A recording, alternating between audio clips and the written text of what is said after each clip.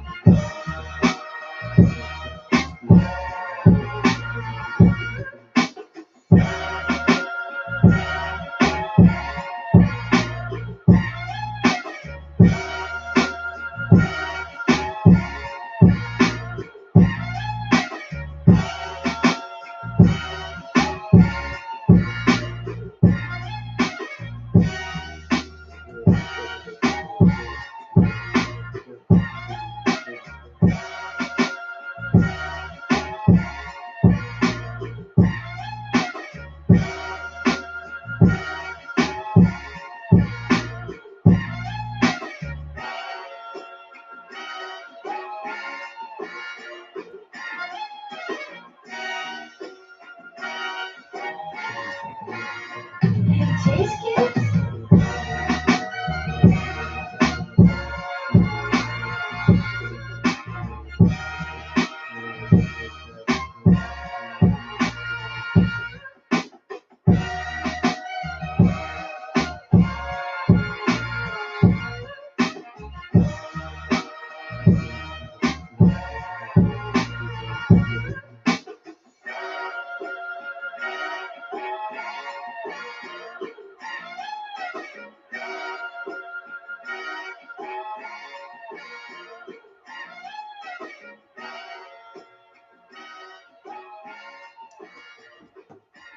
Yo, good morning. How's it going?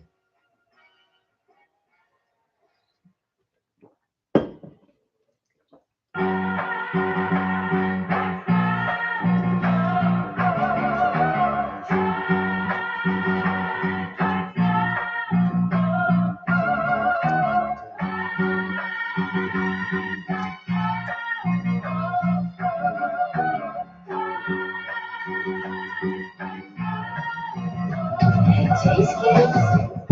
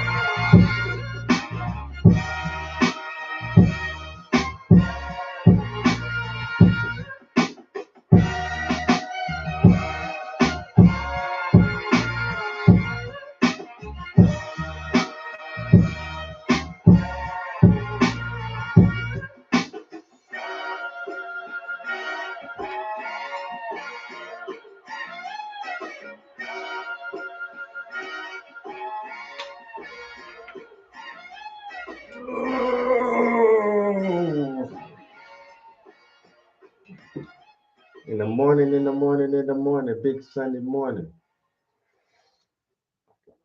I'm trying to write and paint. Because I think I'm so great.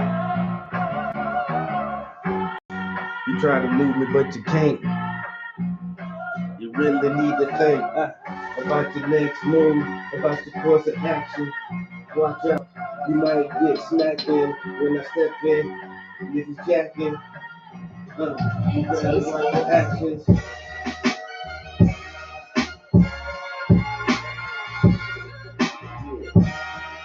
Trying to stop my grind, trying to stop my flow, trying to stop my shine. Let's be out your mind.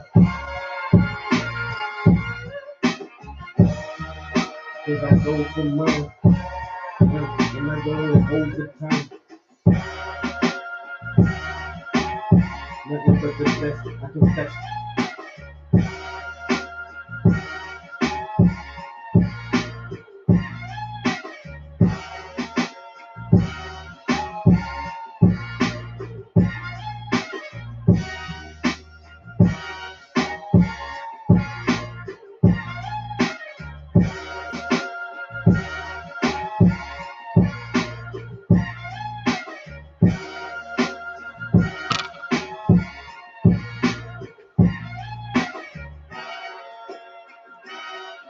Hey, it's windy.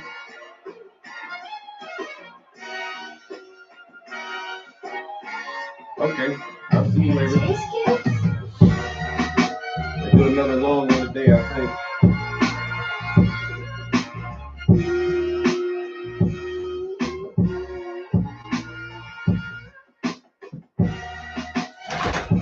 I might have this song done by the time you get back.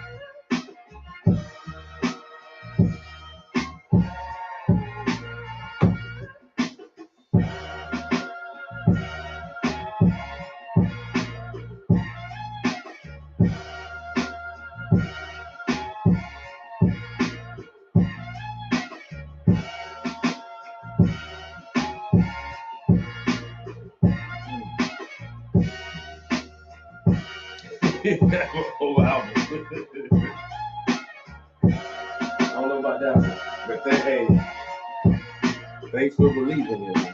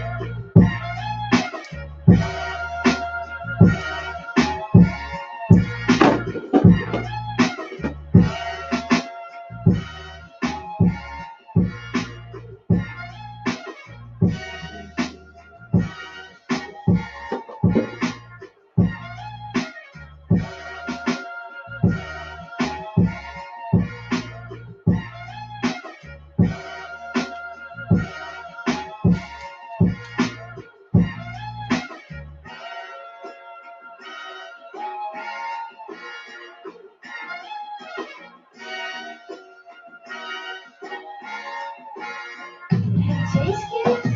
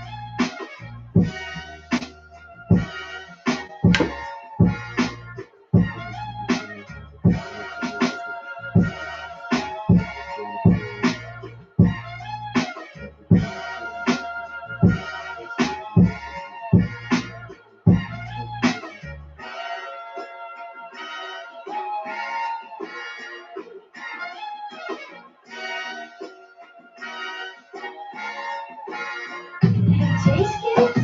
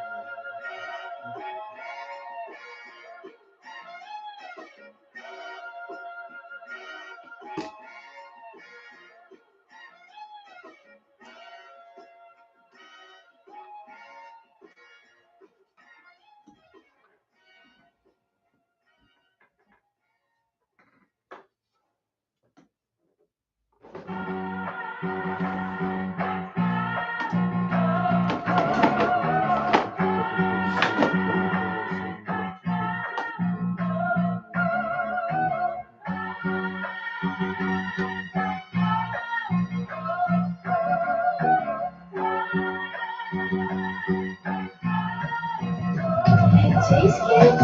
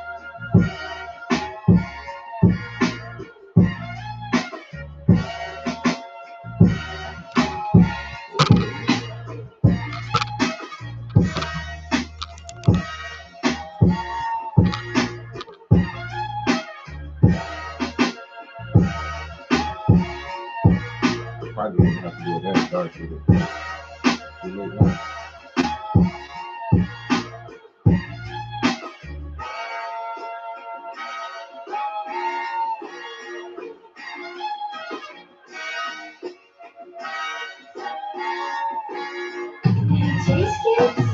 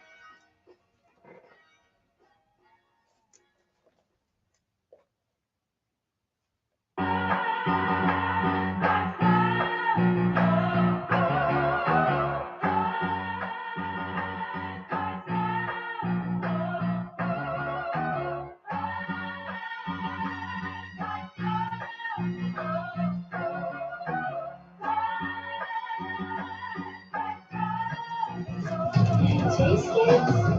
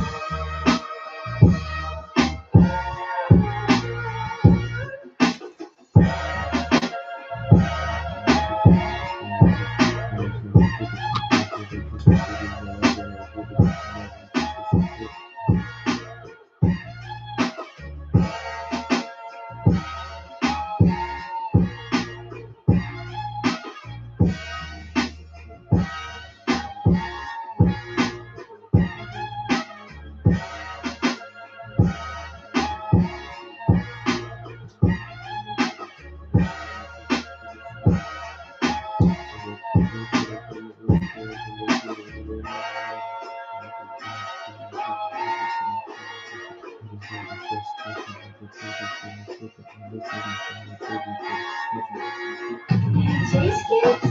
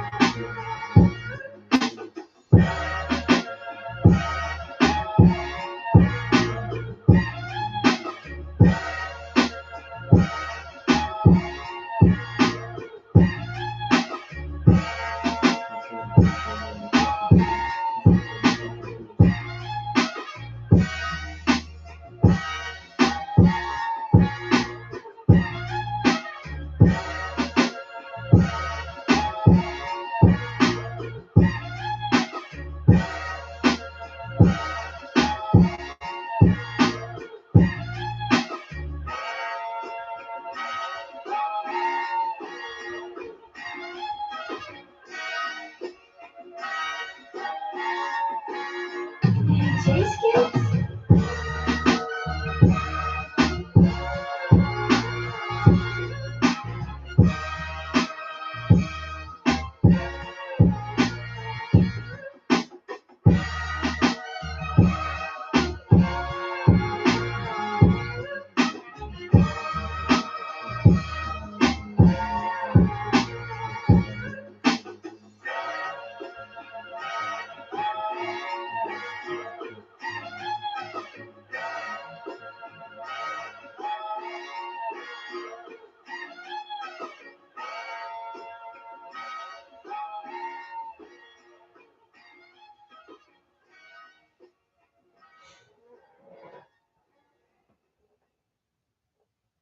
Damn. I can't get this next bar. I can feel it. I don't know how to say the next part. God damn it. It's 11 first recording.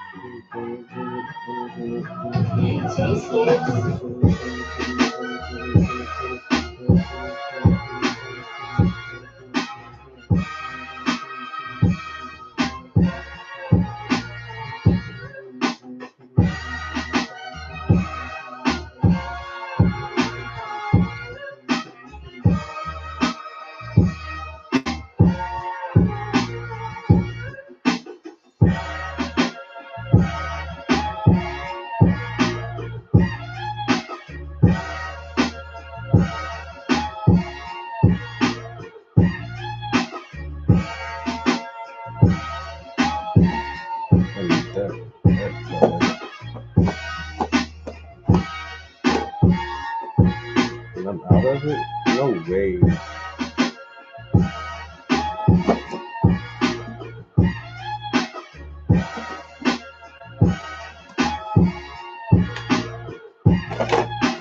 No way.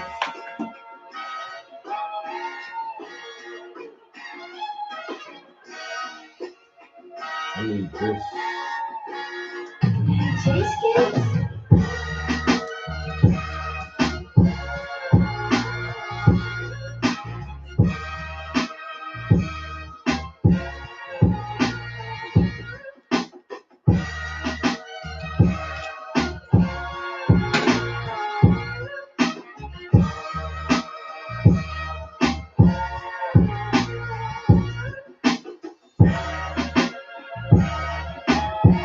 It's just a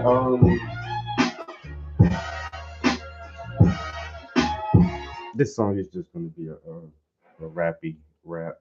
Nothing really deep or nothing like that. I got one very vulgar line in here. I was hesitant to write it, but it came to my mind. I was like, nah, nigga, too late now. You done thought of that shit, bro. You done thought of it. Write it down. It rhymes. Don't it rhyme? Yeah, but are we just looking for rhymes or are we looking for substance?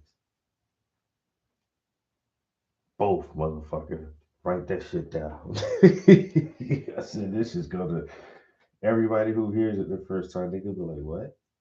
Did he just say that?" Yes. Yes, I did just say that. It's too late now. I've already said worse shit in that anyway, so it's all good. It's all good. Every once in a while, evasive thoughts will bubble to the surface.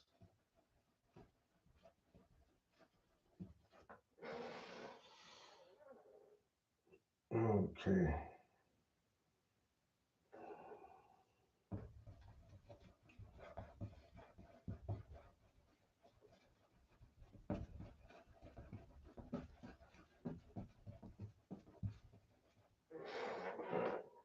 Mm-hmm.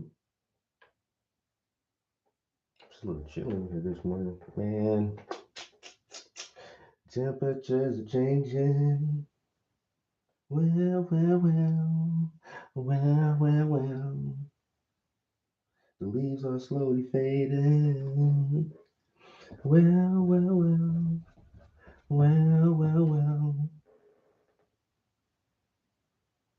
Summertime is over, now we moving into autumn.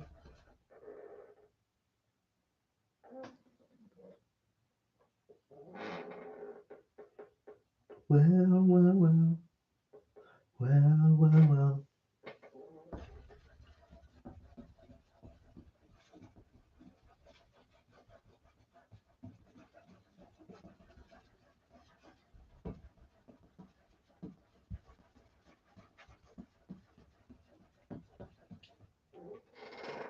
It's hoodie season, the goodie season.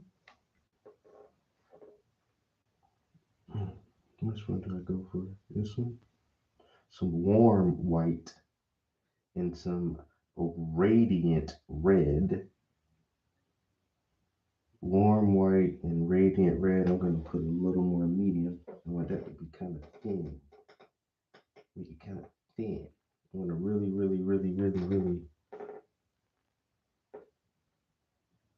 pink, a pale pink, something like that. So this is going right up against that stencil, so I need to be careful. I need to more careful than that. Got to be more careful than that. And all of that is wet. Shit. Why didn't I do that first? Oh, this nigga. Pull out my stick. Stick. Okay.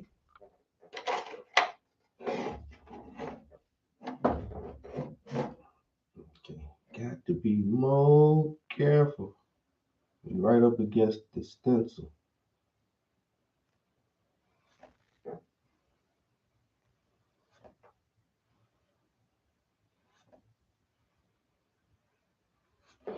Can't go in there willy-nilly.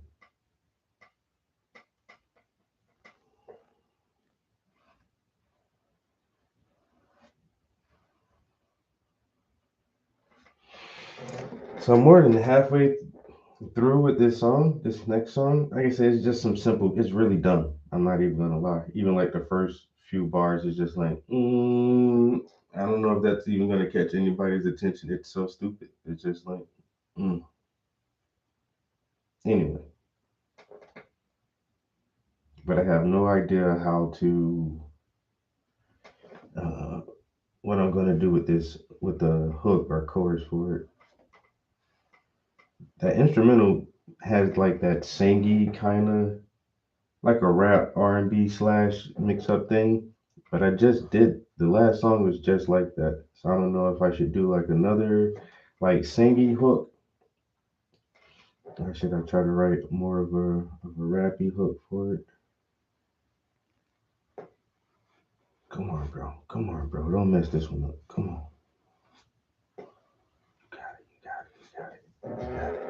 You got this. Don't fuck it up. So now I am gonna. Does that go all the way down? Basically, it goes all the way down and around. So I'm gonna lift this up and go ahead and get that piece down there. But come on. I hate painting down like that. Alright, so I want to get this part real quick, and then we'll drop it back down. I do want to bring this all the way. So there's rim light, and we're in a diner when I photographed this, and it's like this old '60s style diner. So there's a lot of like red neon in there, and so this is what you're seeing on her skin. This pinkish glow is like neon lights. It really did look like some the Back to the Future cafe thing. Or what was the other movie, Pleasantville, with the ice cream parlor?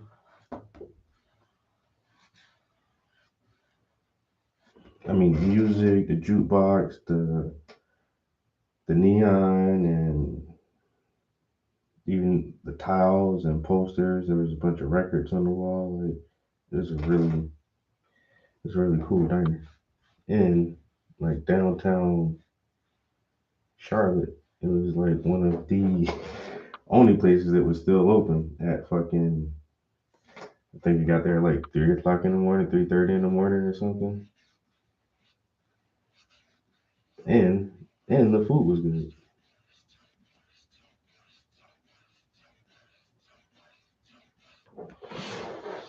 And the food was good.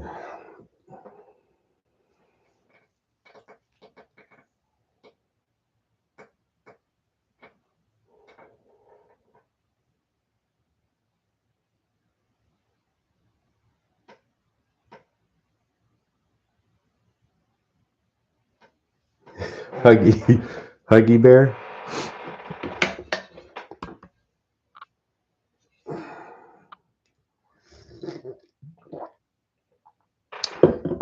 Yes, I don't know. Oh man,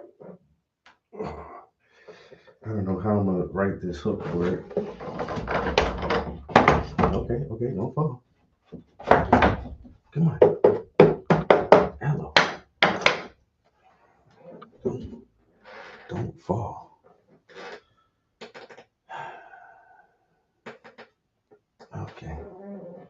Well, damn. Maybe I should have just left this motherfucker up there where it was at for right now, anyway. So we gotta get here. So this is Mo Lighter right here. I'm gonna add some more Naples yellow, a little more medium, because this is our first detail layer. I don't think the paint has to be as thick. So a little lighter right here. To about here. Then we're gonna get more of that pinkish glow in there. So let's add this and this together.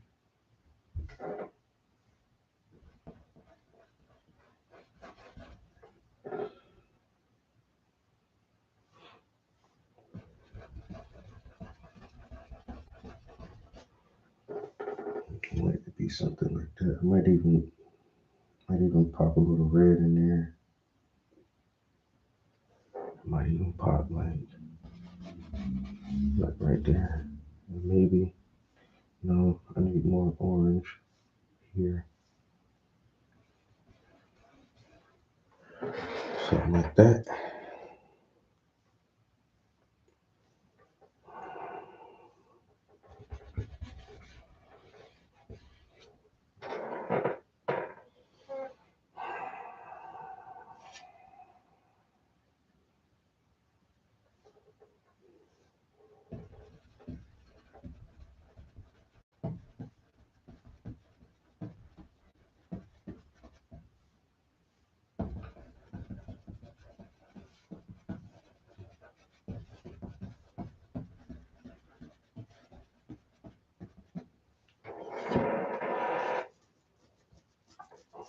We are farmers. Boom, boom, boom, boom, boom, boom.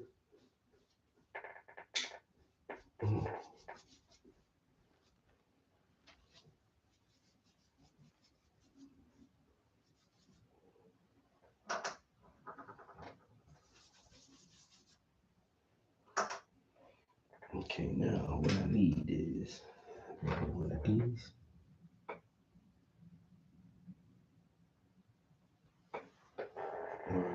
No, what I probably should do is this.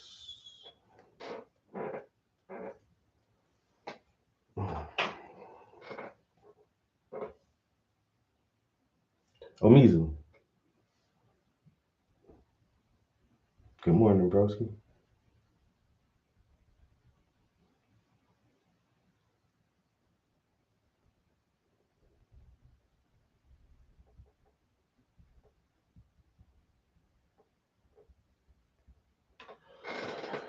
Back to the skin tones.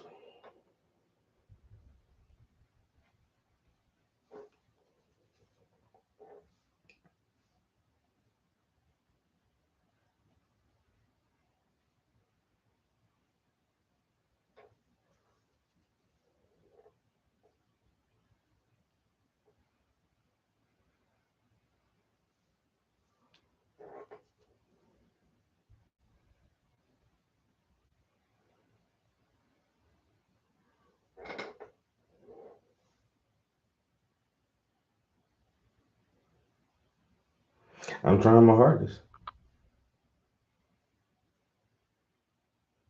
I ain't even gonna lie. Show's turn.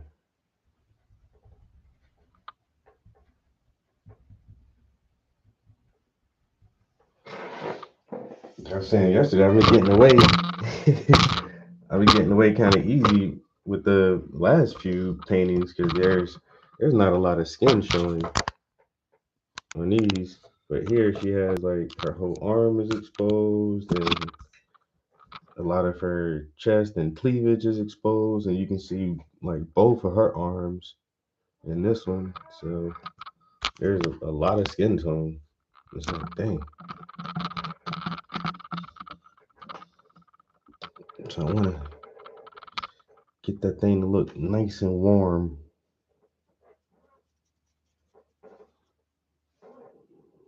Try to make this arm look nice and warm.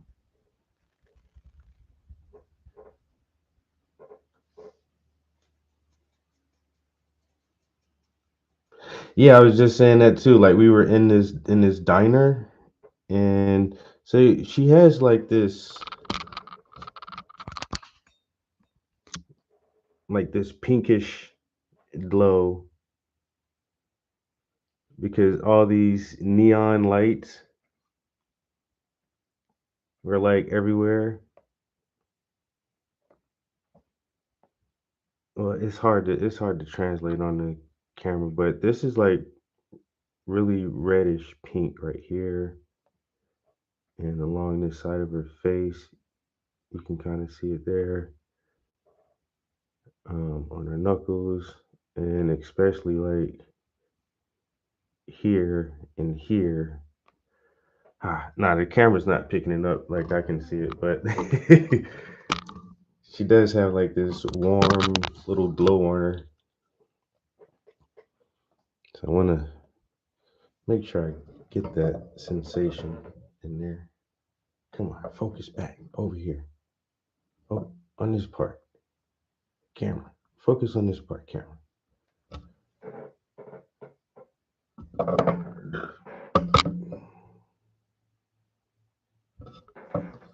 I hate this fucking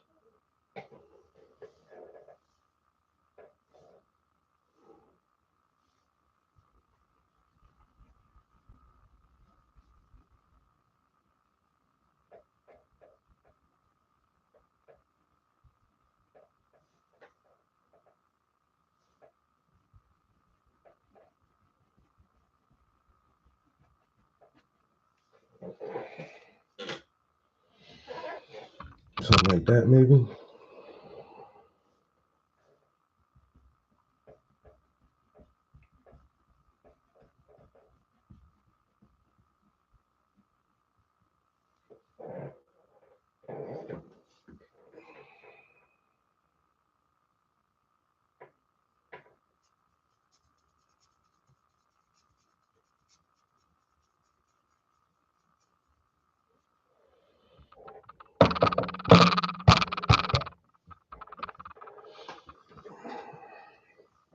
I think that shadow can be a little bit lighter, a little bit.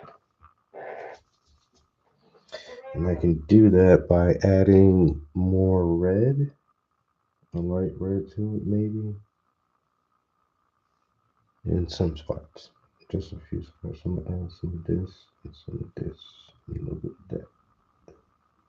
A smidgen. What does that look like?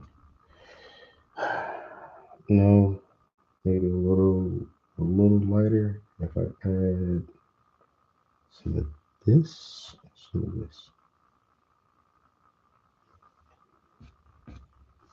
like that, maybe.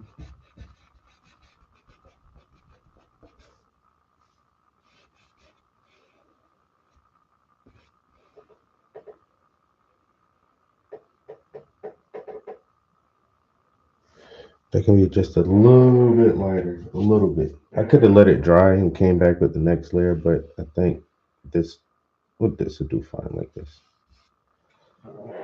I hope. I hope. Don't want to overwork it and muddy it. Like I said, this is just the first detail layer, but still, I want to try to get the tones as close. Just a little lighter. So we don't have to do too much more work on the next layer. You know? The more you do now, the less you do later. Let's see how this look if I smudge it. If I just smudge it in there real quickly.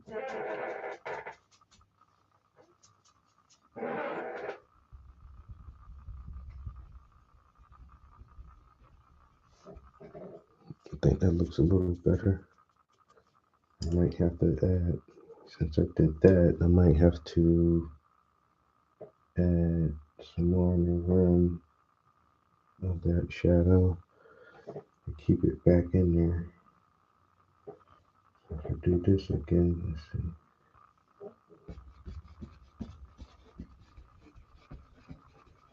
Just add a little bit to the rim right there. And now, when I do that, I'll still hold it in that area.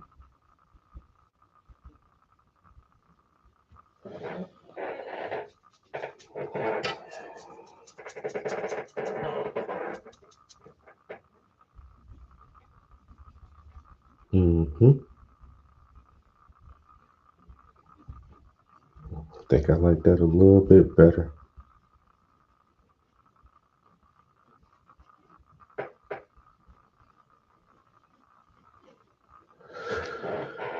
I like that a little bit better.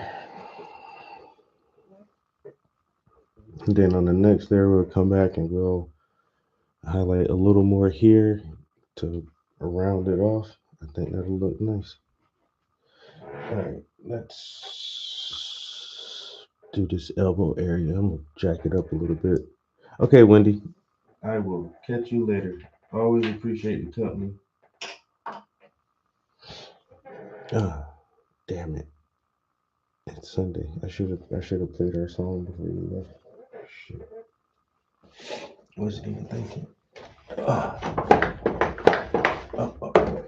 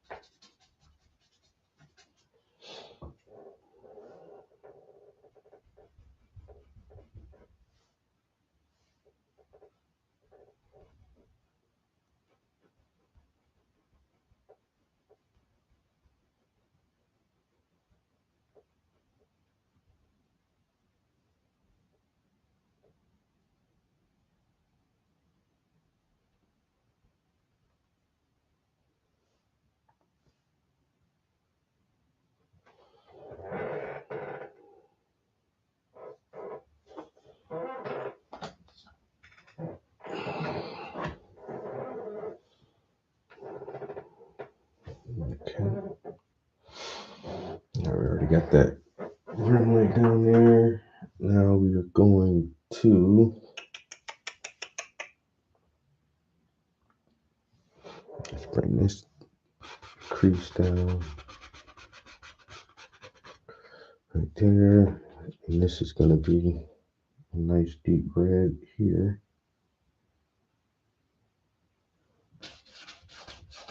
Right? Yeah. Dang. I almost feel like I should have did her. What am I looking at here? So this is this, and that is that, and that's the curve, and this is this. Okay. All right. I can see what that is. So this is going to come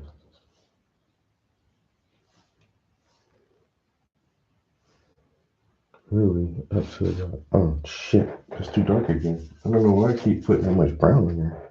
I don't need, these shadows aren't going to be that dark.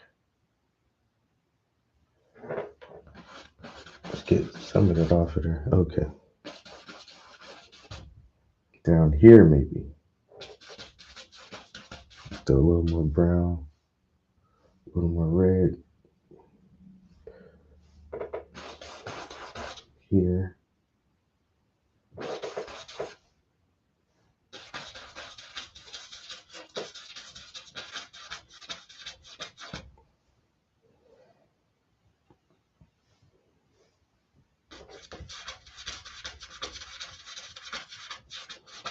Yeah, this is another big area to fill in.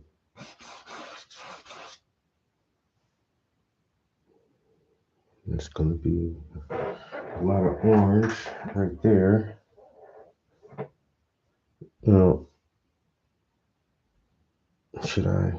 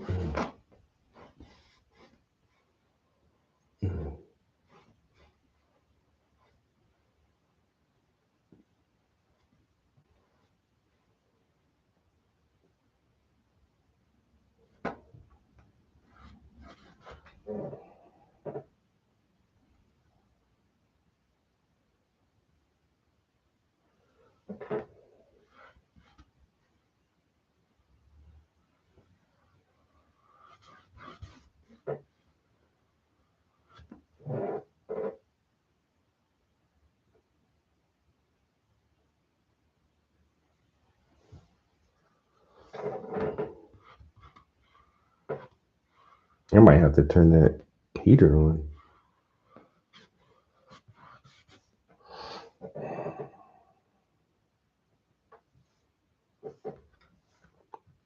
So technically, this should be a little straighter than that. It's not so curved right there.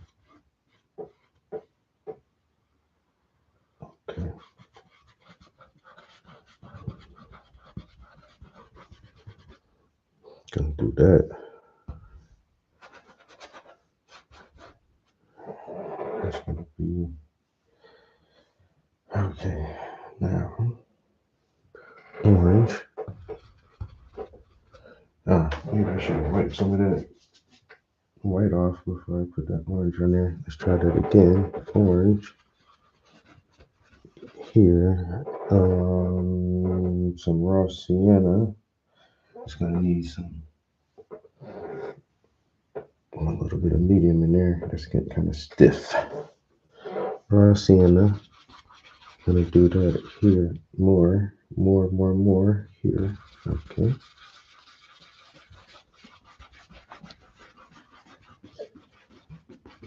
Raw sienna.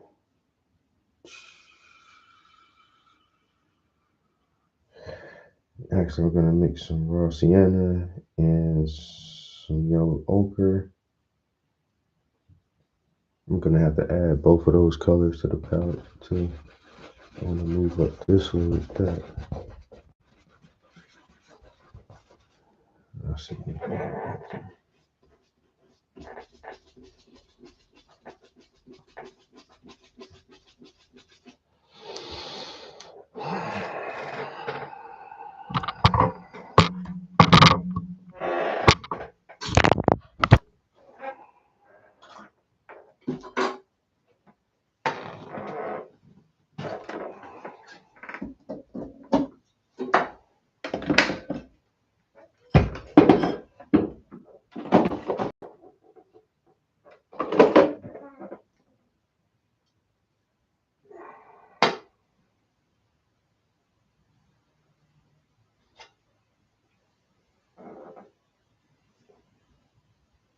Come on, goddammit.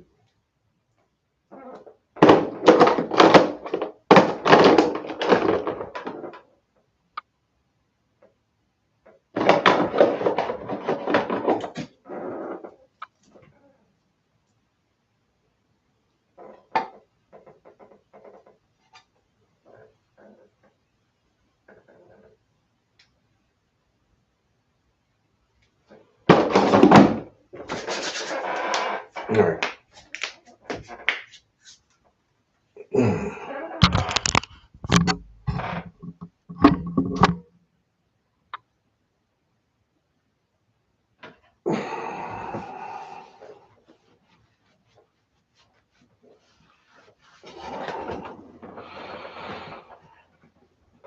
It is Sunday. You know what I'm saying? Sunday morning. Chilling in the studio. Working on some skin tones.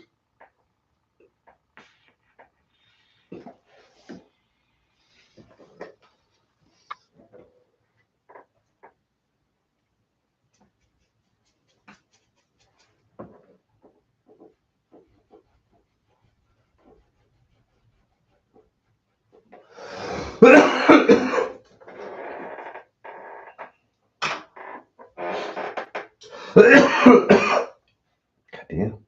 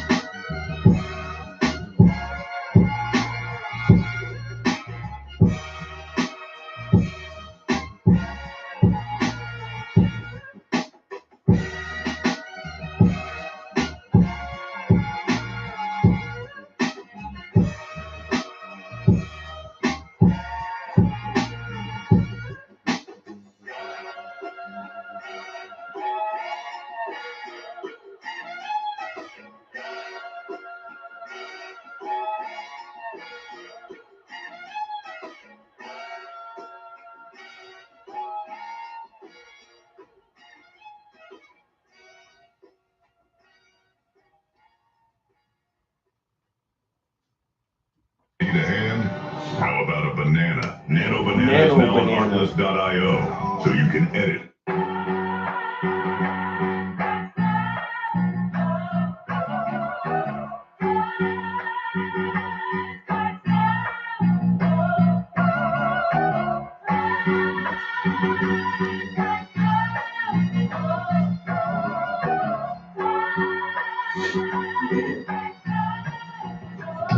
Taste kids.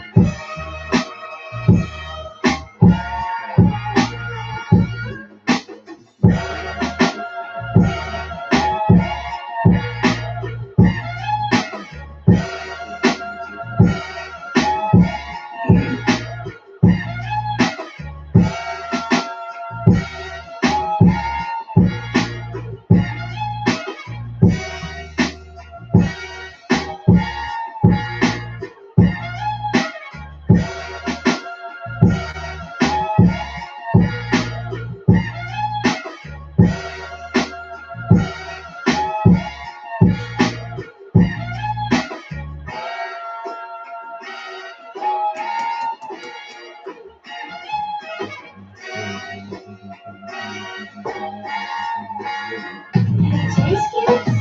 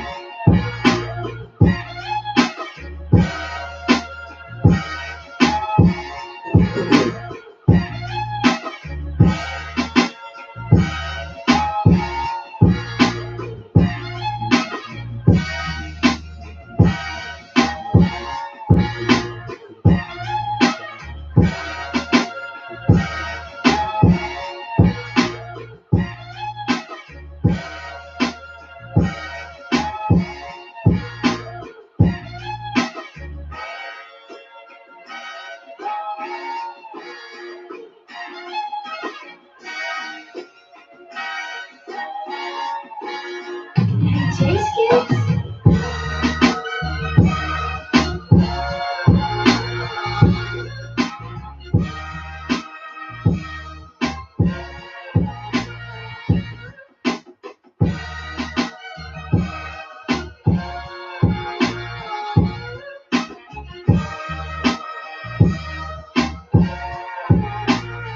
Why does this seem like so much arm to paint?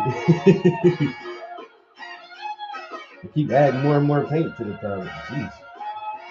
This is a big thing.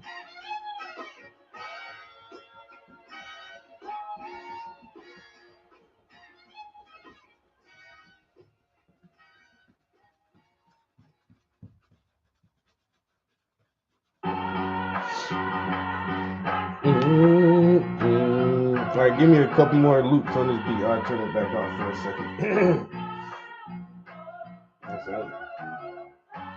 I listen to this shit for hours at a time, but I know it gets repetitive after a while.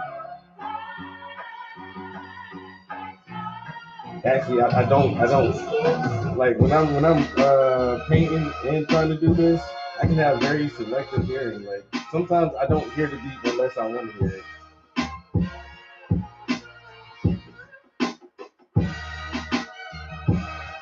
Like I can really just like drown after it stays on that loop for so long and so long. Like I can just kind of like drown it out for a minute.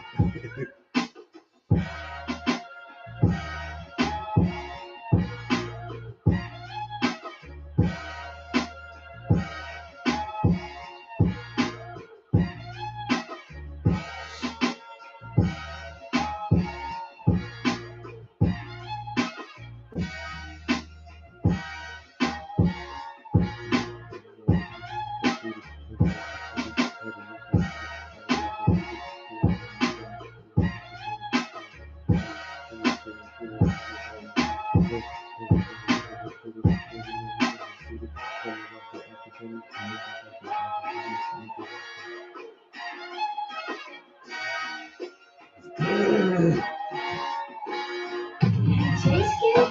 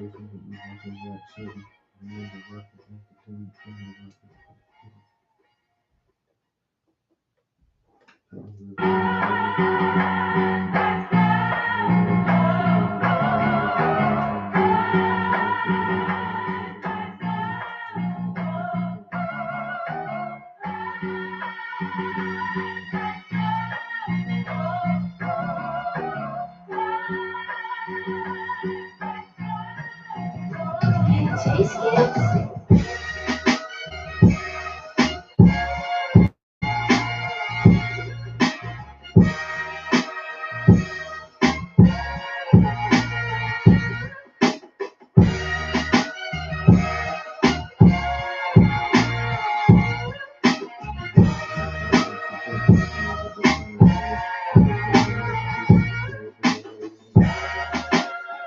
Bro, I'm almost there, dog. Hey man, we almost got it. I need bro, almost got it, dude. I need two more bars for the song, and then I need fucking a hook, man. I still can't think of what the hook gonna be. It's just this a bullshit rap. That's why I can't. I'm writing this one super fast, bro. This one them hibbity boobity doo blah. You know how I do it sometimes. I've been putting out some pretty positive, motivational stuff without like a lot of profanity and stuff like that. So I can do some corny shit right now. I feel like this one is gonna be really corny, man. But I think it's a fun song. So the name of this beat is Nothing Less. I want the best and nothing less. You can tell by how I dress. You can tell by how I smoke. You can tell by how I eat. You can tell by my V when I'm sliding in the streets. You sliding in her DMs. She's sliding in my sheets. You be hating. She's attracted to my fragrance. We vacation in the Caymans, and she take it in the anus. No complaining, no explaining. Let the secrets stay in Vegas. From the penthouse view, I can see the truth. Had to spark the fuse, had 'em all confused. Catch me at the spa, sipping frozen juice, chilling in Morocco, eating lamb chops and couscous. Got my stash from Who's Who, blowing on that Blues Clues. Scrolling on the iPad, looking at some new news. Don't hate me for that. It says stones and gems. I'm gonna hit you with both of them, and they gonna hurt. Yo, I'll say stones and gems. I gotta steal that one, Lamizu.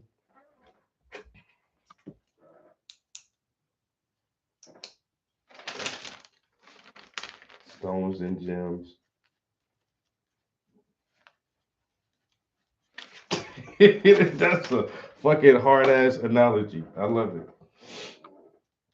Um, I bought a house, paid cash.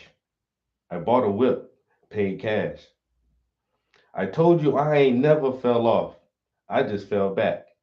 I excel at everything that you fail at. Obviously, I'm the shit. I know that you can smell that. Speeding like a Hellcat. Drinking at the Flaming Crab. Start a tab when I go shopping. Never need to check the tags. Throw it in the bag like a smash and grab. My chick all natural. Your bitch had to buy an ass. Never been materialistic. I just like to dress spiffy. But the critics get offended when they see me show no pity. But they never showed support and they always act iffy. Wasn't chilling in the basement with me watching Rap City. Remember rocking academics. Now I wear the finest linen. Eggs Benedict for brunch. Dining with the finest women.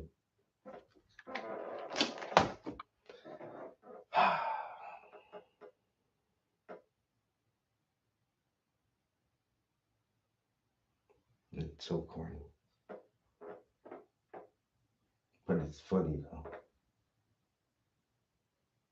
It's balance, man. Yin yang. Stones and gems. Yo. All right. Two more bars. It'll finish the song. And then we need a hook. Oh. Oh man. I'm falling apart. Ow, ow, ow, ow, ow. Shit. All right.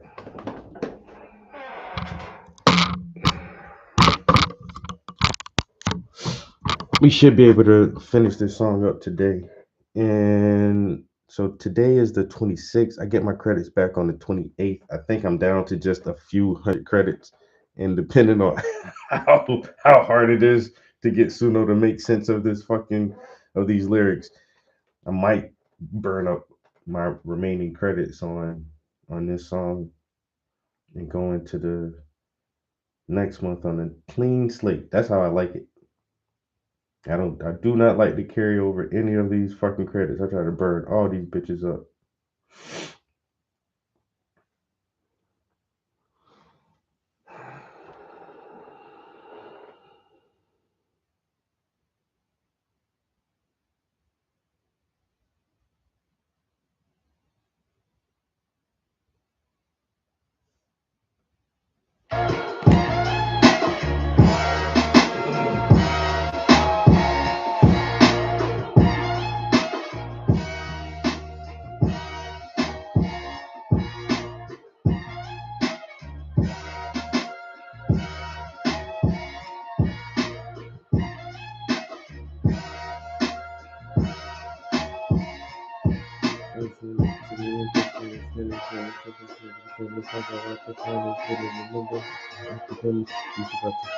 Remember rocket academics, now we're at the finest women, A's dated it for push, dining with the finest women. Remember rocket academics, now I rock the finest women, A's dated it for push, dining with the finest women.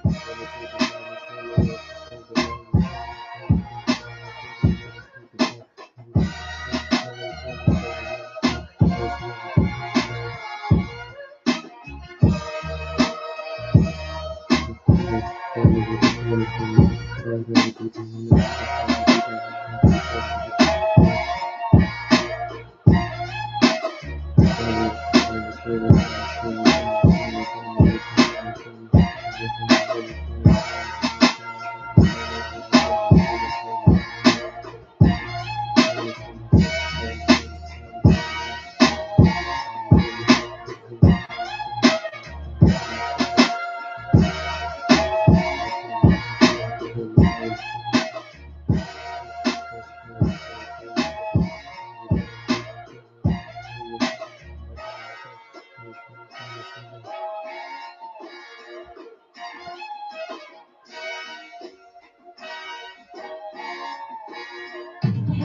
kids.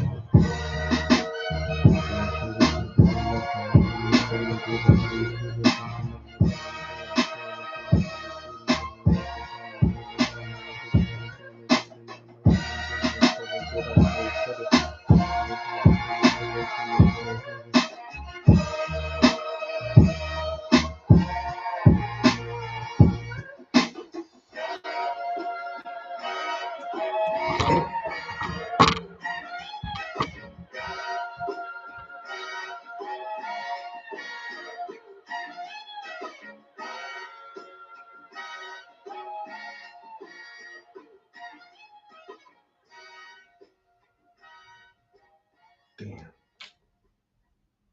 I just used that rhyme scheme in the last fucking line, man.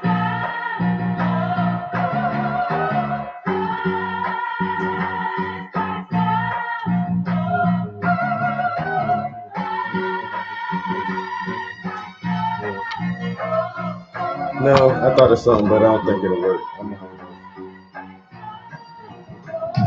Chase kids.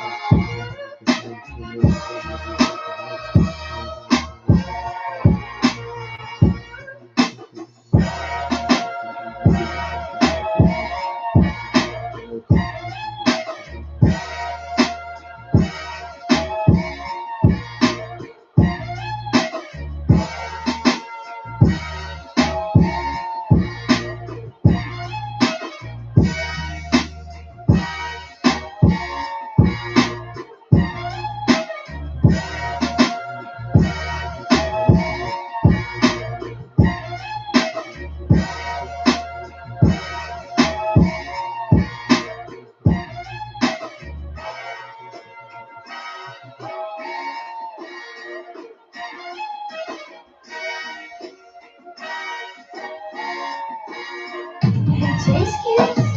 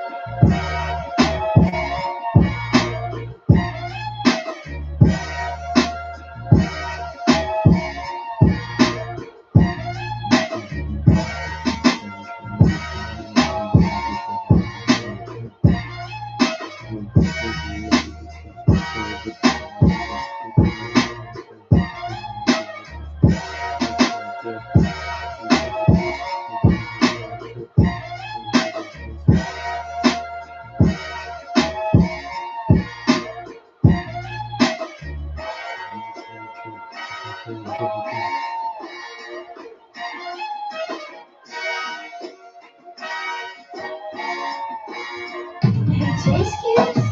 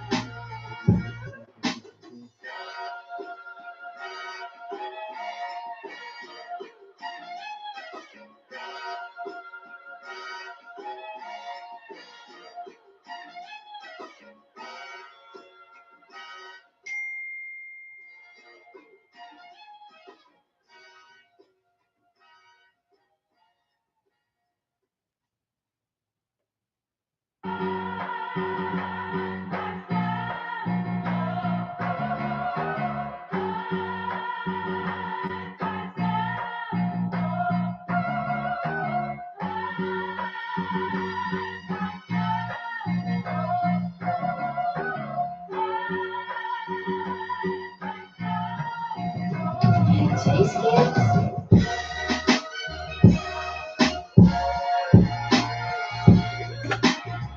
Alright, that's the song. We need a hook, you know.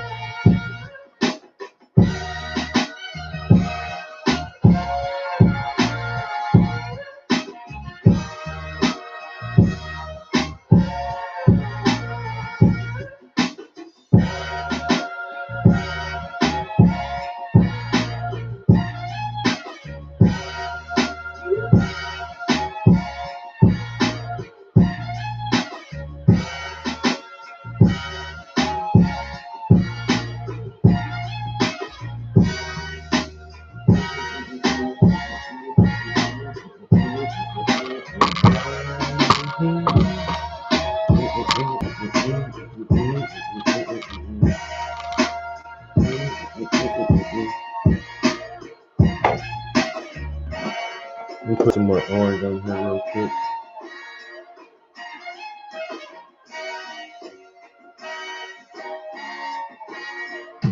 Chase Kids?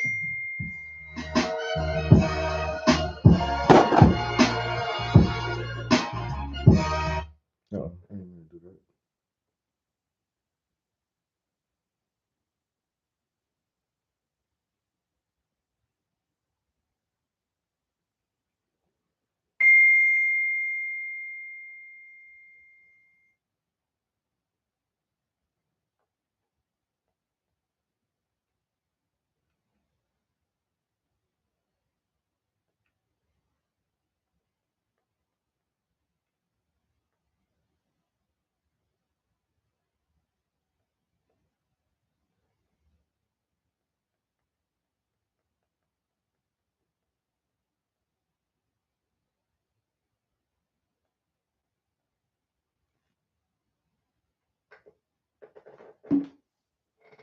Hold on, text somebody real quick.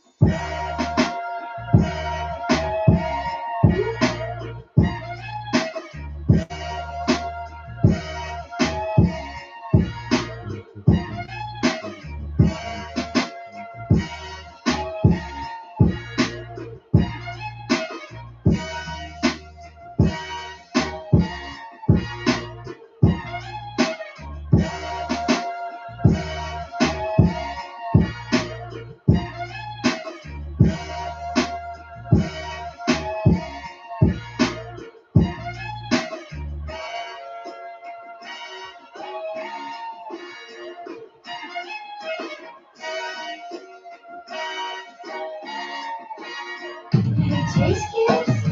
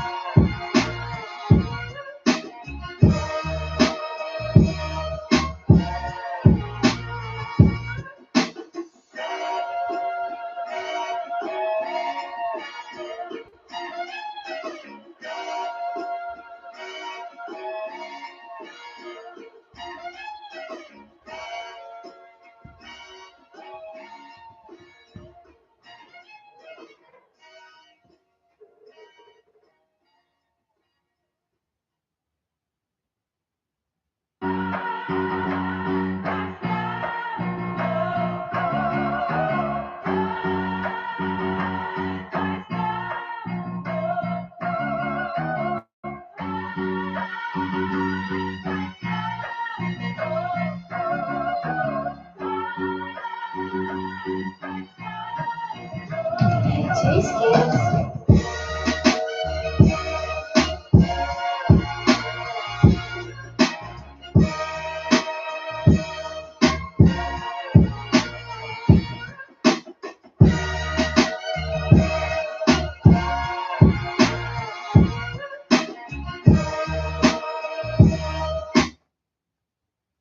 All right, we'll come back to that.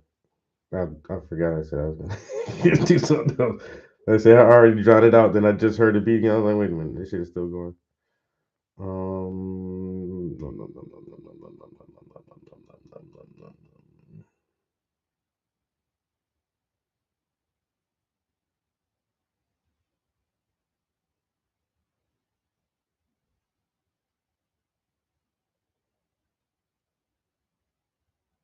no. When did this happen?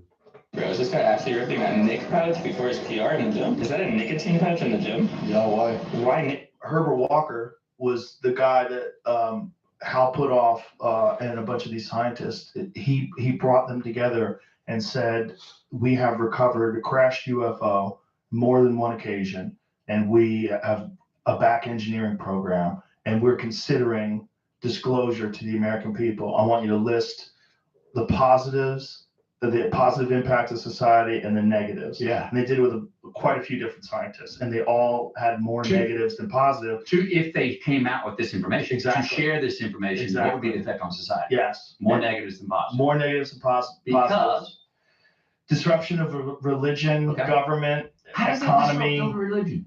Well, I mean, it I depends on your understand how it religion. does. I just don't. Depends on your religion. You know, it depends on where these things are from and what is happening. What do we In the know? Bible, Ezekiel has golden chariots from the sky. Exactly. Yeah, and a wheel within a wheel. Yeah, the Ezekiel stuff sounds like a UFO encounter, and it's not the only version of that in ancient texts. In the ancient Hindu texts, they have vimanas, these things that are flying through the sky. Like, what are those things? You know, in the Yeah. Rig Veda, even in the Bhagavad Gita, there's all these depictions of these things that sound like you're talking about a spaceship or at the very least some kind of technology.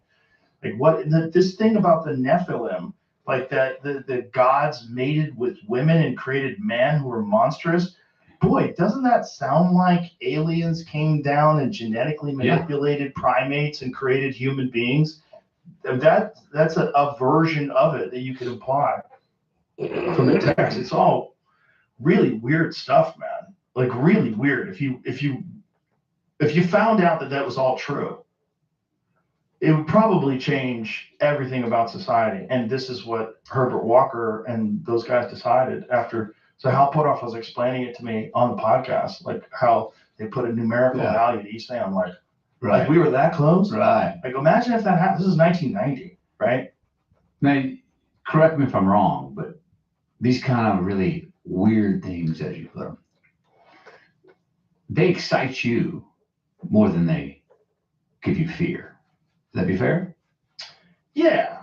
I mean, you seem excited. You get excited about different possibilities. yes. I mean, you know, I have people go, oh man, Rogan loves these conspiracy theories. Like, I don't see him liking the conspiracy theories. I see him always being interested in an alternate way something went down and being interested and excited about that, but not going, no, never disengaging from it and going, no, because I believe how it was and what I read, and that's how it is. That's not where you're moving from. No, it's never a denial of information and facts. And it's also a recognition that oftentimes a large swath of society just goes with a narrative without having any real understanding of what the actual facts behind it are. And then there's that term, this pejorative term, conspiracy theory. The problem with that, calling someone a conspiracy theorist, is conspiracies are real. Like there's a lot of evidence. And if you want to sit down, I could fucking show you a ton of them. And so anybody who says like, oh, you're a conspiracy theorist, I'm like, okay, let's talk about conspiracies. Like, do you think that any of them exist? Do you think that people conspire? Is it like it's a natural part of human behavior that's been documented throughout history, even governments? I mean, Sure. Literally the thing that got us into the Vietnam War was a conspiracy. It was fake. The Gulf of Tonkin, it was a false flag operation.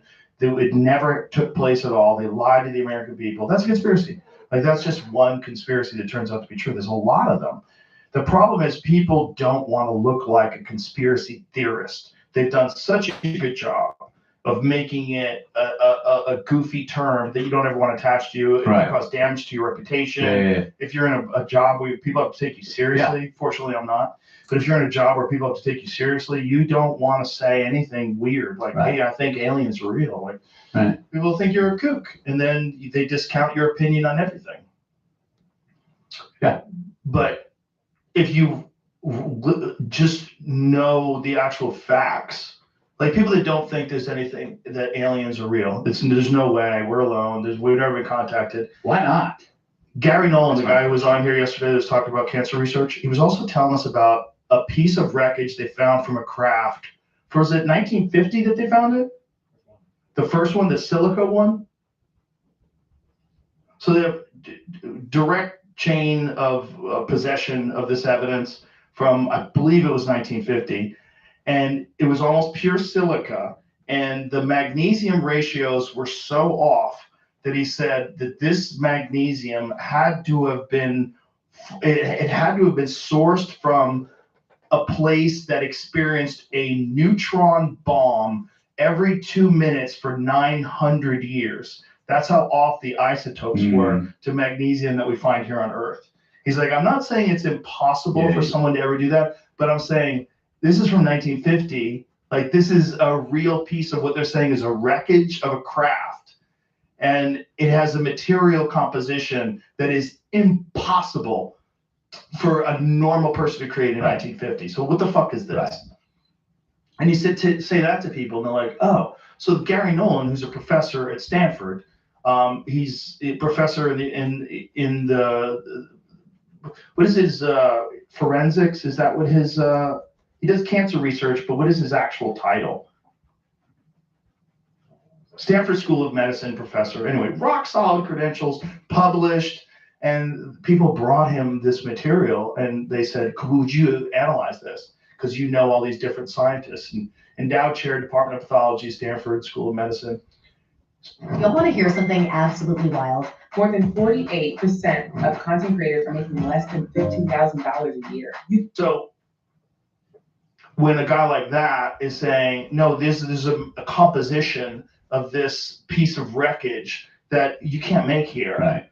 They found a type of alloy that doesn't exist on Earth, and it has on an atomic level layers upon layers of whatever this alloy is. He's like, this cost billions of dollars to create, and they found it in 1970. Like in 1970, no one had this.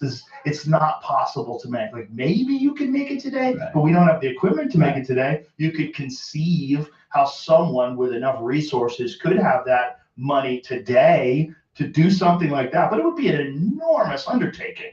Yeah. And this is a piece of craft that someone found from 1976. So when a guy like that is telling you, like, I'm not saying what it is, I'm not saying where it's from, but I'm saying this is fucking crazy. Yeah, it doesn't add up to what we could practically do. But the question is, like, why do we assume that it's a biological entity? It doesn't have any windows. It's this round thing that looks like a Tic Tac. If there is some sort of advanced propulsion system, some revolutionary way of moving through space and time that the U.S. government has developed, you know, in some Black Ops program, that seems very likely impossible. That seems more likely than aliens visiting us. But there's more than one incident, and there's a lot of these things. And the possibility of alien life in the universe, although we've never experienced it, seems rational. It seems very rational. And if you were going to study an emerging civilization that is both primitive and warlike and yet insanely technologically advanced, to the point where they have nuclear weapons, they can transmit video through the sky, they have propaganda, they have tracking of their citizens. Like, that's us. That's us right now. And while we are these territorial primal beings with fucking nuclear weapons, this would be a good time to start exposing yourself. And to stop this nonsense. Insanity. Yeah, and look, the reason why we named the rooms at our club Fat Man and Little Boy is because in UFO lore, that's when they started showing up. After the detonation of the atomic bombs in Japan, that's when the UFO sightings ramped up. And they ramped up mostly in the U.S., right? Yes. So that's interesting because the U.S. was the nuclear power. So And we were the one who was doing a lot of fucking testing. yeah, And also we have all these military bases. Who the fuck has more military bases than us? no one. Who has more nuclear weapons pointed at other people than us? We have them all over the place.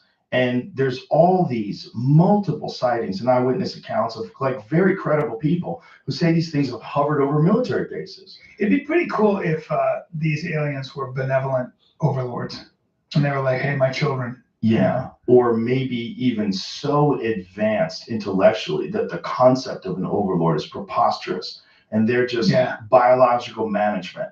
They're gardeners tending to make sure the weeds don't get out of hand and just like let this process continue to play itself out. Because this process of technological innovation it's the everything that humans do. Yeah. It's what we do at the pinnacle of our creation is we make better technology. Well, I always wonder about fractals and whether or not like this idea of this being a simulation, this being, like we are kind of replicating, we are creating machines and doing our best to create them in our own image, right? Yes. And that's interesting. That's because the mythologies that we subscribe to are the idea that this God that we pray to made us in his image. Right. And we're doing the same thing now with robots and computers. And not only are we trying to create a life in our own image, but just like in the Garden of Eden, why was Adam and Eve cast out? Because they partaked of the tree of the knowledge of good and evil, and now they think like us.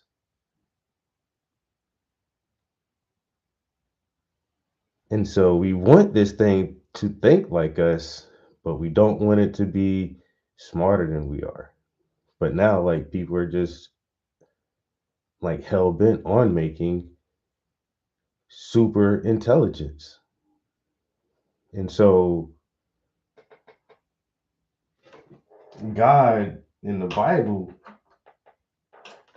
once and humans got a little smart, he was like, no, get the fuck out of here. But we're trying to make our new life form smarter than we are. And like, I don't know what will the outcome of that be if we can't control our own creation.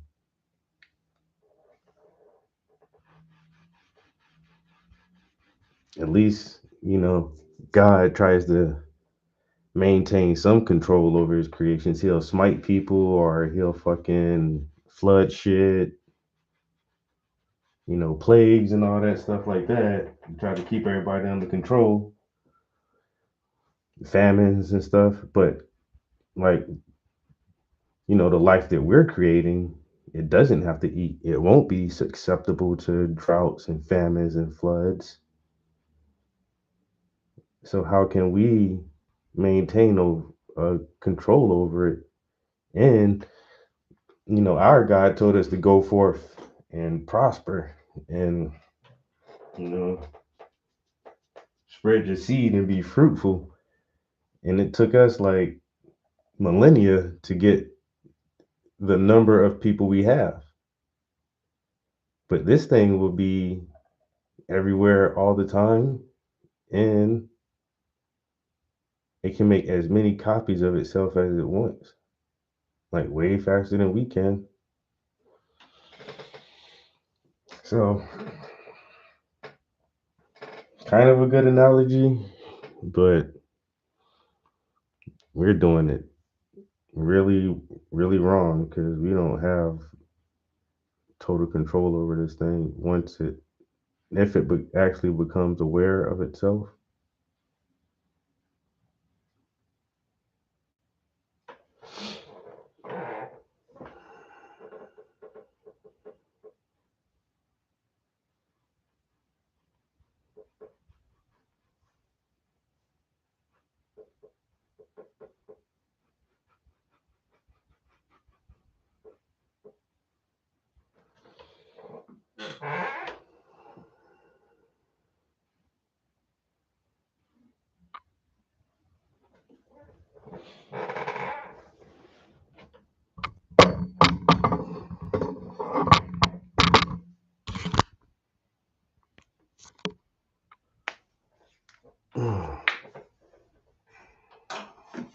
keep saying I'm gonna turn this damn heater on. It is chilly here this morning. I should have just put a sweater on too. You know what? I might go do that. I don't know how I've been sitting here all morning like this. Anyway, all that coffee was super hot earlier.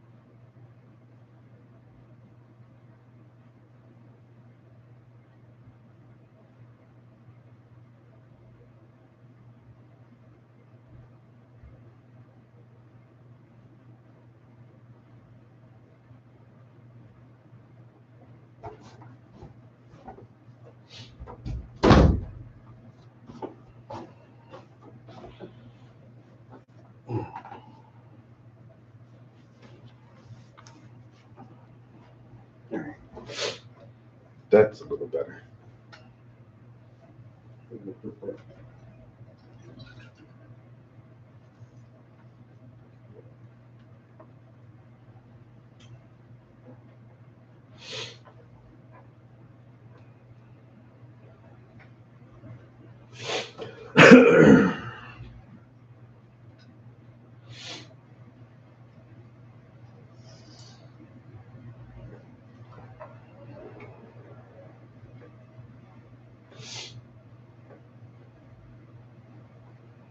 Guess it looks pretty good.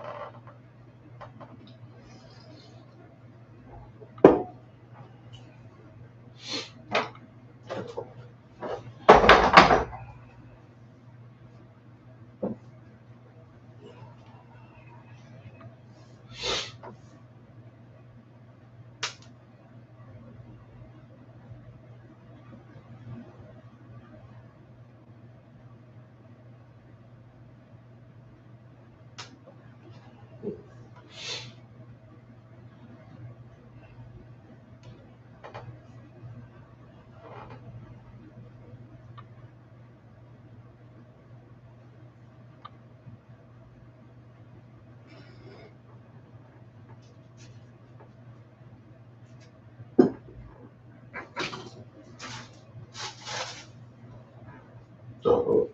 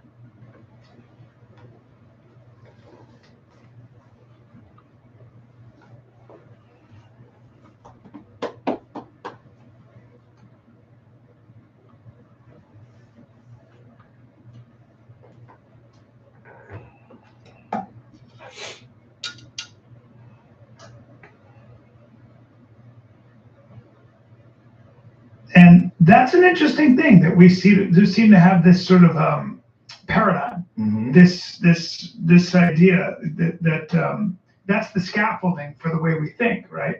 And to what end? And why are we doing that? Maybe it's And, the and has creation it of a already new life happened? form. But has it already happened? Are we the result of that impulse that happened a long time ago? I think we I don't are know. the shit throwing chimps that are going to become the nuclear physicists. That's what We're the shit throwing chimps from 2001 that Yeah. become Oppenheimer. Yeah. Yeah. And then I think this thing that we become is integrated with technology. It's probably some sort of a hybrid. It's some sort of a cyborg. That's wild. Because I think we're already like on the verge of merging, all this talk of like Neuralink and all these various things. We watched this video the other day of this guy who was Googling questions and getting answers in his head with his headpiece on. Have you seen that thing? Yeah. That's so crazy. Incredible, right? So how long before that is like that's Pong? I know, but that's And then you have the Unreal 4 engine in 2023 that looks like a movie. no. Like, how long before that technology gets to the point where it's just supremely advanced and we literally are like God? But my question really is also the idea that that's engineering, right? That's a tool. It's innovation. But there's engineering. So there are two aspects to it. One is getting information faster and stuff, which doesn't get you closer to truth, but it gets you information faster. There are endless facts. But more importantly, I always. If history has taught us anything, it's not to root against the underdog. Right, Peter? No spoilers. It pays to know what's coming. wonder, like, why we are given this. I really believe that human potential is pretty much infinite. Whatever you can imagine and beyond, we can do, and we are doing. We seem to be doing this. Like, think about how crazy that is. I can wear a headset and I can do things with my mind and look up the answer. Yeah. That's insane. That's magic. It's crazier than magic. But there's a way to measure that and quantify that and replicate that. So it's not magic. I can do it and I can tell you exactly how I get there, which is even crazier. So what is that? What is that leading us to? It is nudging us closer. It's like I think it's very significant that we're getting a better understanding of what it's like to be someone else. Yeah. We are. It's really hard to say that a Yanomamo Indian or whoever it might be thinks about things differently than I do, when I know so much about how all these human beings, like someone in Iran, someone in Jordan, laughs and cries and bleeds at the same thing I do. It's being prejudiced based on what that person looks like over there is becoming harder and harder to justify. Where it was before we knew about that, we were like, well, those people over there are quote unquote savages, or they're this, that, and the other thing. And I do think that we are getting a better understanding of what it's like to be each other and being nudged in the same direction. I'm not saying we don't I become think tribal, that's true too. but why? And it's interesting to think about where that's leading us to what understanding. And then when we have that understanding, what are we going to do about that? Right. And are we going to pull it together? And are the aliens here to make sure that we don't fuck it up? Yeah. That's the beautiful idea. The terrible idea is that it's all us, and that it's all a big ruse, and it's all just drones that we're doing because we don't want China and Russia to know about it. But we have insane propulsion systems that operate on gravity, and I think it is. It seems like both. It seems like us, and it also seems like there's some shit that we just don't understand. And I don't know if those people are telling the truth. Because if the people that are telling the truth that there's biological entities, and this is what Jackie Gleason said that Nixon told him, and Nixon took him on, they were drinking. You know that famous story? No. Who knows if it's true? It's a legend. But the legend is that Jackie Gleason and Nixon were drinking. And that Nixon said, you want to see some fucking aliens? And they get on Air Force One and they fly to some Air Force base and they go to a place where they have a crashed UFO and they have biological beings that are in freezers. And Jackie Gleason sees this. And Jackie Gleason, after that, has a house built in upstate New York that looks like a UFO. He became obsessed with UFOs after that. There was a house, it was actually for sale at one point in time. Yeah, so he has this house that he had shaped like a UFO. And this is like, who knows if this is a true story? Yeah. Right? Because it's like, it was kind of sort of disputed. His ex-wife told the story or something like that. I forget. I think that kind of thing is actually impossible to keep secret? No, I don't think so. Really? No, I don't You think so. generational, like Yeah. generations of government bureaucrats can keep something a secret? Sure, I don't they think so. tell the people at the very highest level know about it. It's very few people. It's all very compartmentalized. They're They always monitor everyone's phone calls, everyone's emails, everything everyone does. impossible. At a top secret clearance level, No way. I don't think you're right. Totally You're impossible. definitely not right. I think it's impossible. Listen, man, they can keep secrets. When? People Which at high ones? levels of military can keep secrets. Yeah, but they're People always that- rotating out. They're retiring, they're dying. yeah, they probably wind up fucking Hillary Clinton and a lot of those dudes. Hey, listen, dude, this is not That's a this is not verb. Conspiracy Social Club. Might This as is well Joe be. Rogan Experience. I am not willing to relinquish the idea that they can keep that secret. Well, that's because Because I think fun to it's- believe. Yeah, but it's not just fun to believe in. It is possible. It's a physically possible thing to do, especially if you. JFK is the ultimate example. That's very. It's publicly known that we don't know exactly what happened. Yeah, the guy shot him from the window, but we know, like it's known, like that's not really the true. Like that's not. It's impossible. The story that they told us, in that those bullets doing that much damage, and then the bullet magically just winding up on the gurney at the hospital undamaged, like the magic bullet. And everybody's like, no. And the government's like, yeah. No, that's exactly what happened. And we're like, no, it's not. But does the public in general know exactly what happened to Kennedy? No, because they've kept it a secret and they won't tell us. And they said, well, we'll release the files in 60 years and or whatever, 75 years. And then when the day comes to release all the documents, they're like, yeah, I don't think you guys are still ready for this shit. We're going to keep these records sealed a little bit longer. Like what?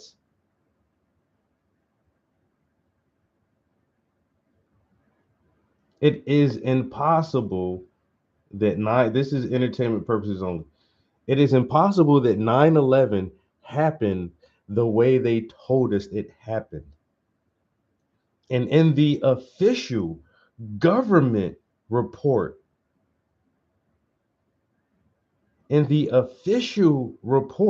they do not mention Building 7, which also collapsed that day, because they have no explanation to give us. Because any reasoning that they would tell us would have to be a lie unless they told the absolute truth, and they can't.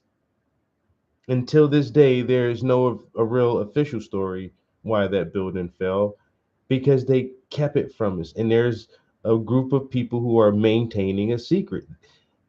The government hiding shit and keeping shit from us for a long time is very possible and easily doable.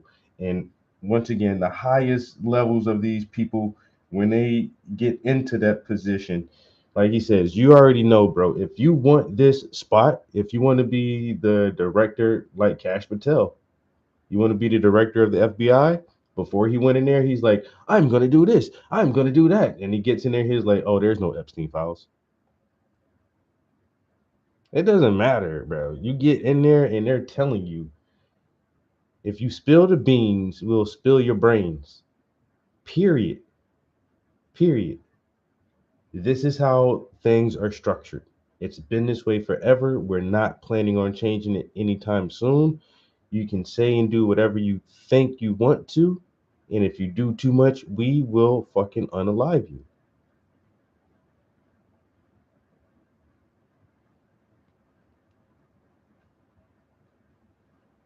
So I don't know. I don't see how the dude is pushing so hard about, oh, the government couldn't keep that a secret. Yes, they absolutely could, because they do keep all kind of shit secret. Like,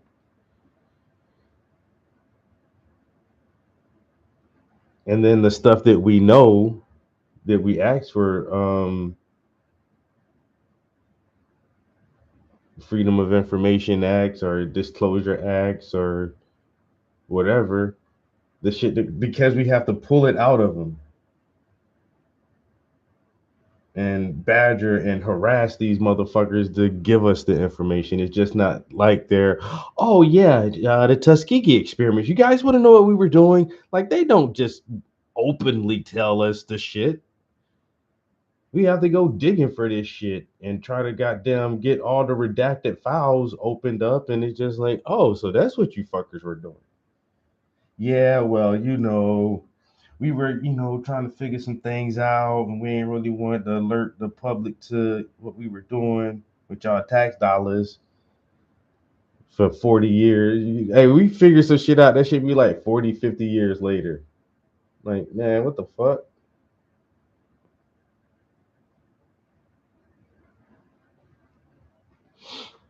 40, 50 years later, and then they be like, well, cause well, it was different times, and Cold War, like whatever, yo.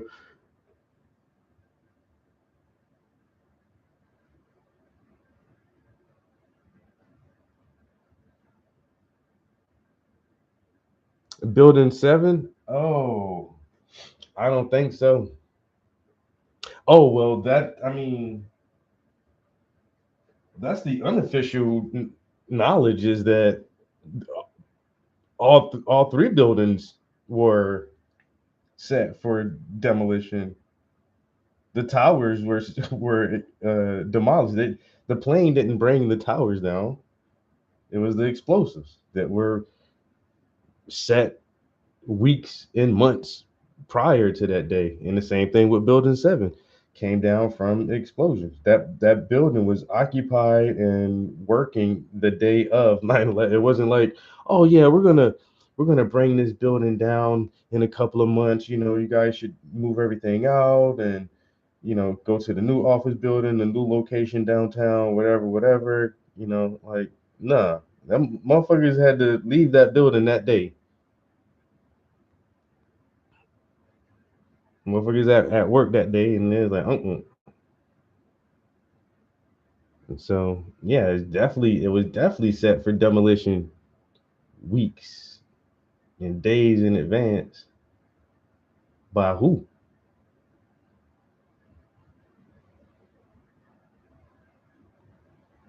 Yeah, by who set that up?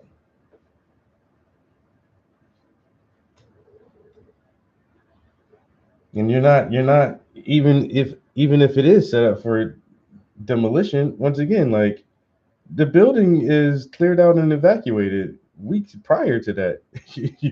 Yeah, we're gonna take this building down. Okay, well, we got a new office space, get everybody out, and then you go in there and set charges, plan on containment from the dust, make sure check the weather for the best possible date, um,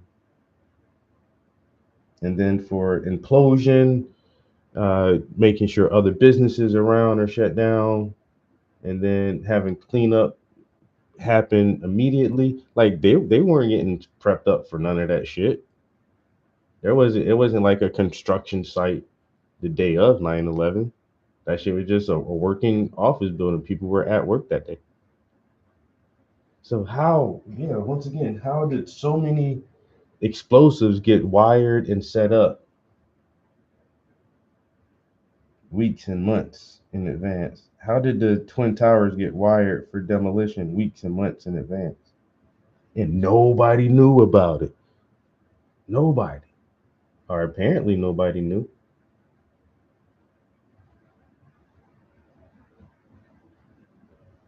But then, the evidence points towards people did know that something was going to happen that day. The dancing Israelis, they were recording that shit before it happened and started celebrating as soon as it did happen. How y'all motherfuckers knew that shit was going to happen? Why y'all so happy?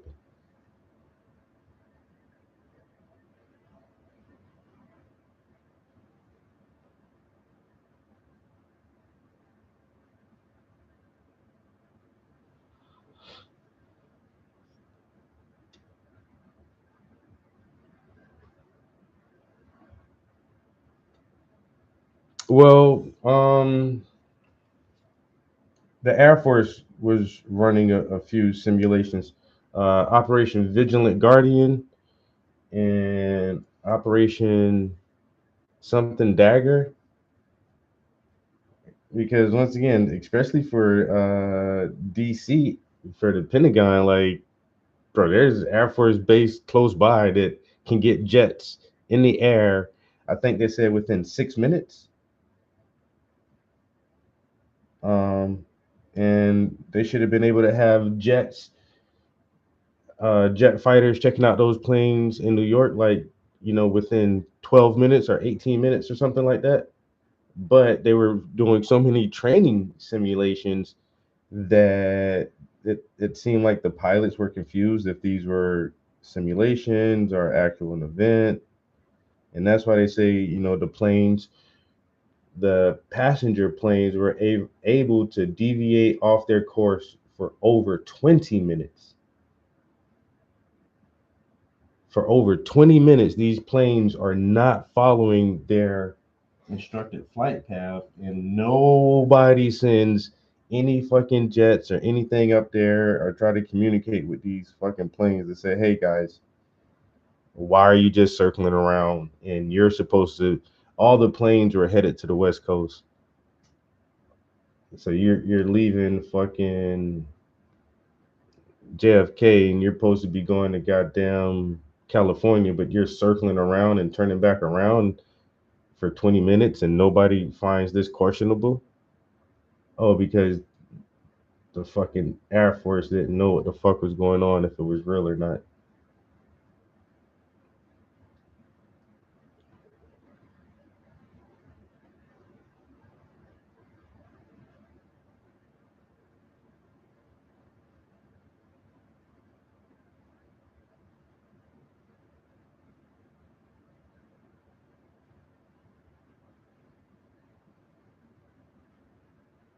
Are supposed to be, right? Exactly. How once again they get that low and drop that low in altitude, and and nobody finds this suspicious at all. Nobody from air traffic control is just like, hey, this plane just dropped 10,000 feet. What's going? Hey guys, you're turning around and you're losing altitude. What's going on? Nah, no.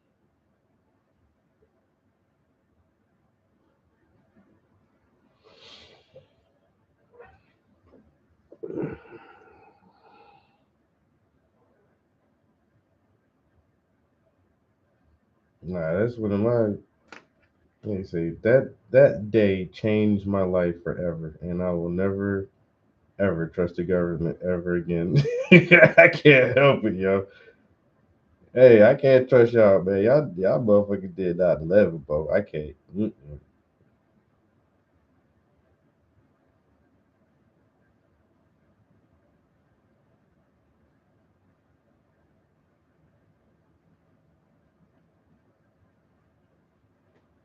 I just happened to keep this on my phone.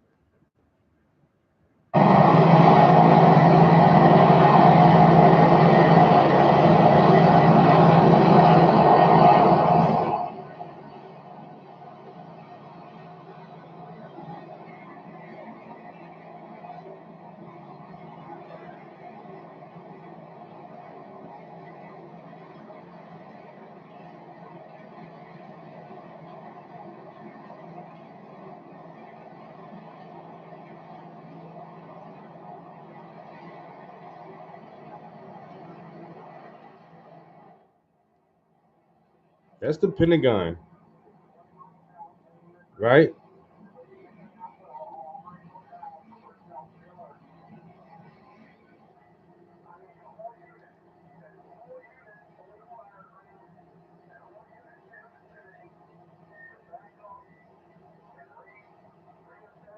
Oh, you just see the roof collapse.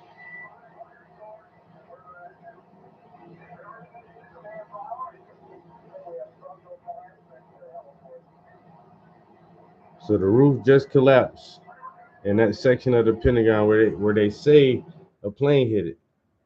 But look at it before. Look at it before the roof collapsed. Where did the fucking plane go? They said a plane hit this building, and that's why it collapsed. Where do you see impact damage from a whole fucking 747 plane?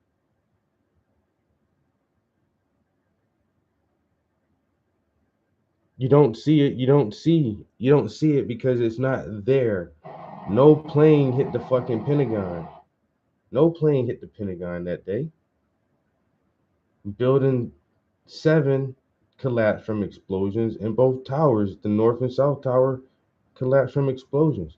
And there was no plane in Shanksville. That day was a very strange. Very, very strange. Smoke and mirrors, bro. A plane hit the Pentagon. Where is it at? Where's the plane?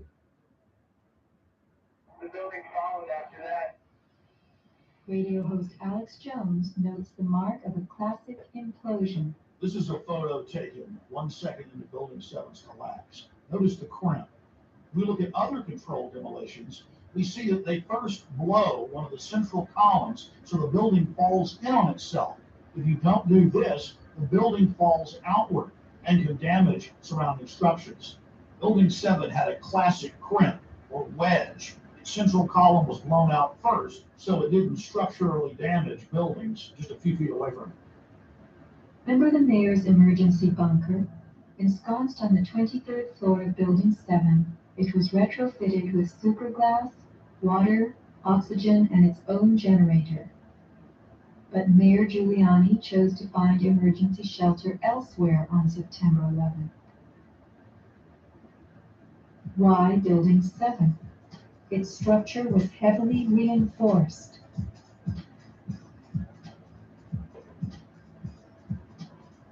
At the WTC Command Center, was it the hub for the 9/11 plan? Yeah, I just randomly keep this shit on my phone at all times because Building 7 is such a fucking anomaly. It's such an anomaly, like, and they don't ever talk about it. You guys blew that fucking building up because it had all the fucking documents and computers and everything that fucking led back to goddamn Israel. So you're gonna get rid of the towers and then get rid of the command center, just blow it up, but it was able to fall directly into its own footprint, perfectly planned, like it was controlled. But no plane hit it, no other building fell on it, and just all of a sudden, Building 7 just crumbles to the ground. Just crumbles to the ground.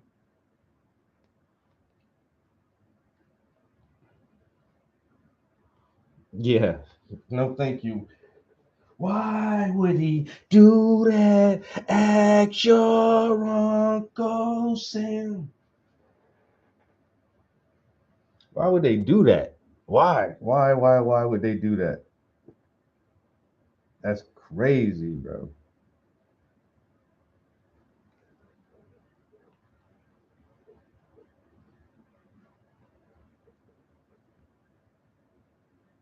In Shanksville, PA, where they say a plane crashed, once again, at that site, there was a little bit of debris, not enough to say it came from a fucking passenger plane. And then they say, well, where's everything else? Well, it impacted the ground so hard that most of it disintegrated, and some of it actually like went underground, like a fucking cartoon. You know how when a coyote smacks the ground, he actually like leaves a cutout circle of himself in the earth. Yeah, that's how hard the plane in Shanksville crashed. That it just went like in the ground and mostly disintegrated.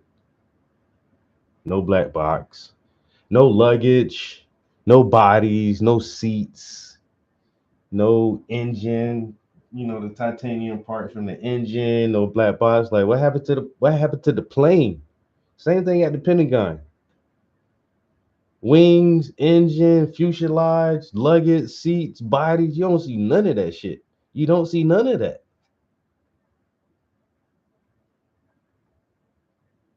You would imagine on a passenger plane that is nearly full to capacity. God forbid if that plane were to crash, you would see some bodies in like a suitcase with clothes and stuff strewn about somewhere. But no, no, no. And then the damage is inconsistent.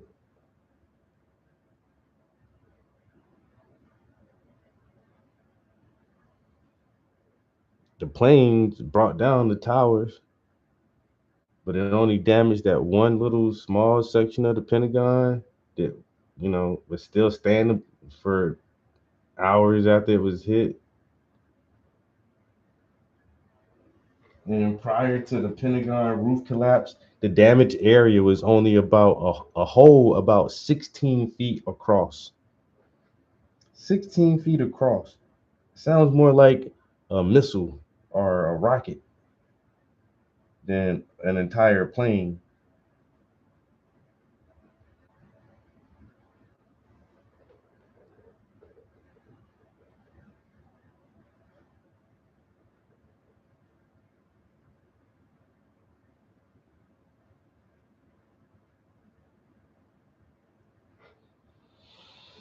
Until this day, like we will never know officially who planned, funded, orchestrated, engineered, and carried out 9/11. But if you just look into it just a little bit, you'll realize the official narrative is not the truth, which means they're lying, which means it's a conspiracy, not a theory. It's not a theory. It's a true conspiracy because they are keeping valuable information away from us. That's what conspiracy means. Doing things in secret.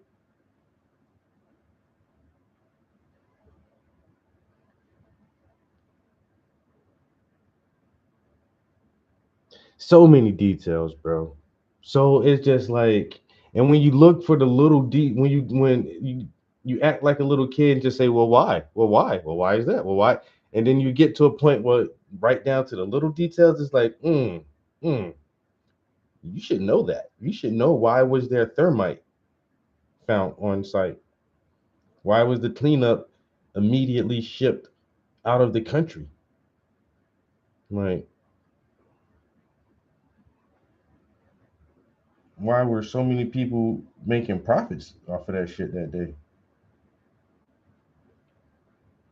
Why was there molten iron found at the bottom of the rubble? Like jet fuel doesn't burn hot enough to like turn iron into molten liquid. Well, how is this even possible? And the biggest why or how did you find the hijacker's passport? Come on, man. That part right there will always and forever piss me the fuck off, bro. I mean, I can understand the average American. We not the smartest country in the world. It's all good, man. The average American just, I get it. But to really think that we should all believe this motherfucker was in a plane that crashed into a building that blew up and the building collapsed, and somehow you still were able to find his passport, and you want us to believe that? That's such a disrespectful insult. Such a disrespectful insult from our government. And they're like, that's why I say I can't trust these motherfuckers after you telling us that story. I can't. And I know they'll lie to us. And I know they don't do it in our best interest most of the time.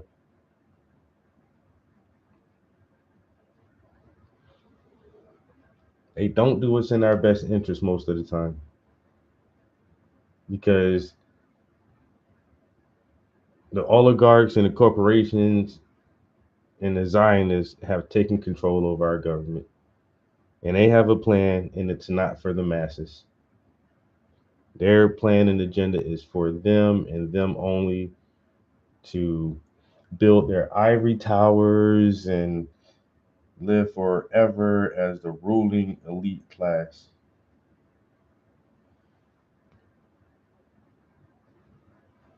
This is the Hunger Games, guys.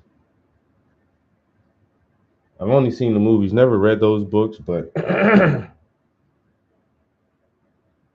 definitely a depiction of a future society that I think the ruling class would enjoy.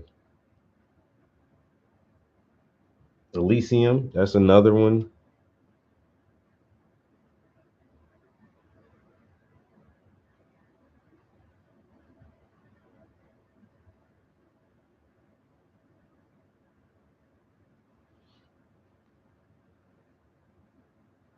These motherfuckers are just completely separate from us, and the only thing they need is our labor.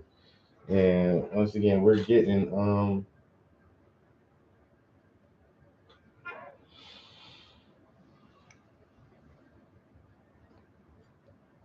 to the point where they won't even need our labor anymore.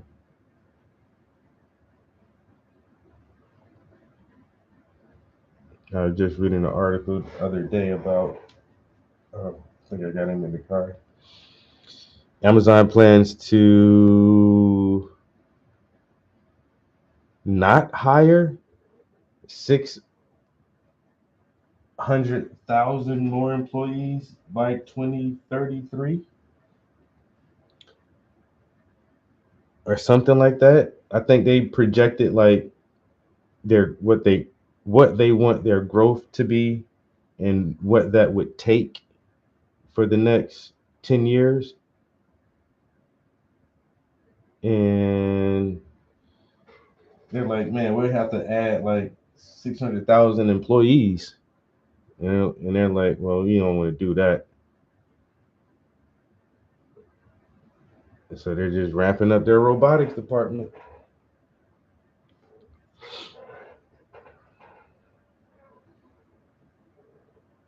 Ramping up their robotics department.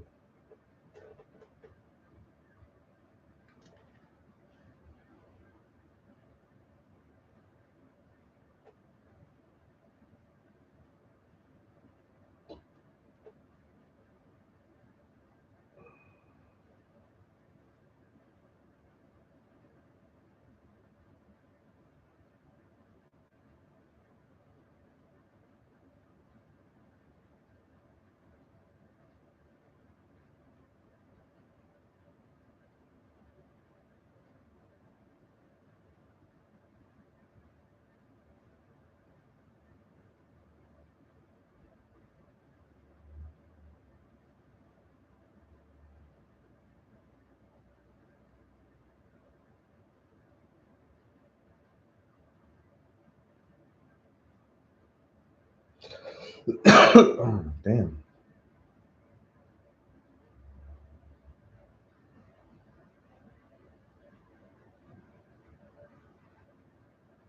Is this it?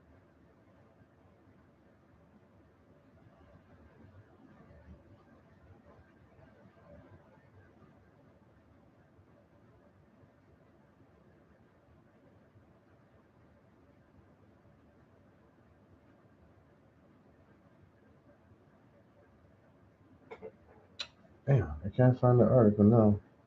But there is another one too about China. Um,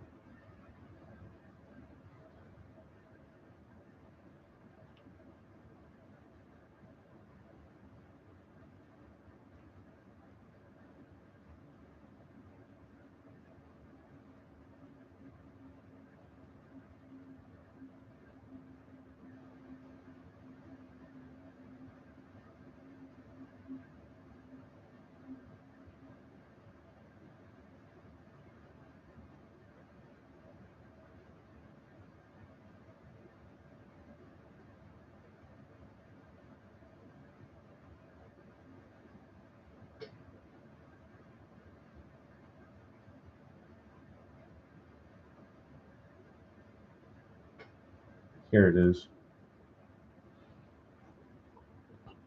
Amazon, I had to actually search for the item. I remember they said the date in there.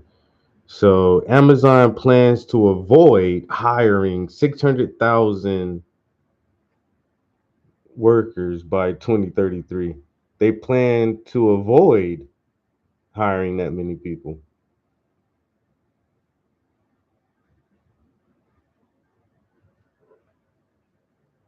Plans to avoid hiring more than 600,000 workers by 2033 through warehouse automation, according to international documents reviewed by the New York Times, despite projecting sales to double during the same period.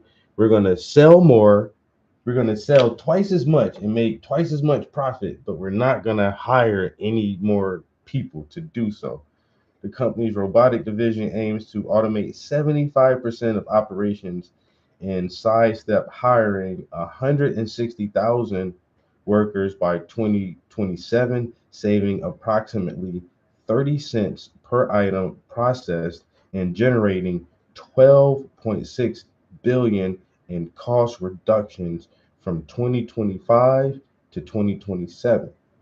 Amazon unveiled the Blue Jay robotic system, which combines picking, sorting, and uh, consolidating tasks with multiple robotic arms and can handle 75% of items at Amazon sites, currently being tested at the South Carolina warehouse. That's crazy because I'm from South Carolina.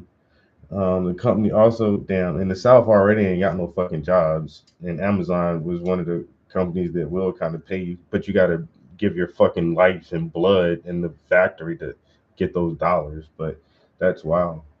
Um, the company also introduced Amelia AI-powered smart glasses for delivery drivers that provide hands-free navigation, package scanning, and safety alerts, potentially saving drivers up to 30 minutes per shift. Amazon spokesperson disputed the leaked documents as presenting an incomplete picture, while Nobel Prize winning economist Darren Acemoglu warned that the company could become a net job destroyer and pressure competitors like Walmart to follow similar automation strategies. Because Amazon already owns every fucking thing. And Amazon is killing like all the mom and pop stores.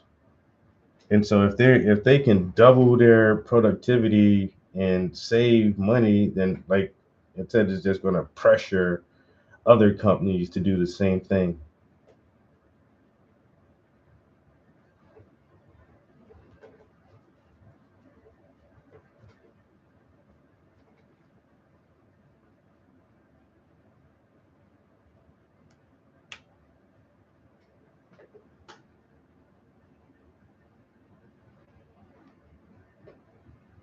And his name is Phil. Oh yeah, they're definitely robotics maintenance, IT maintenance, and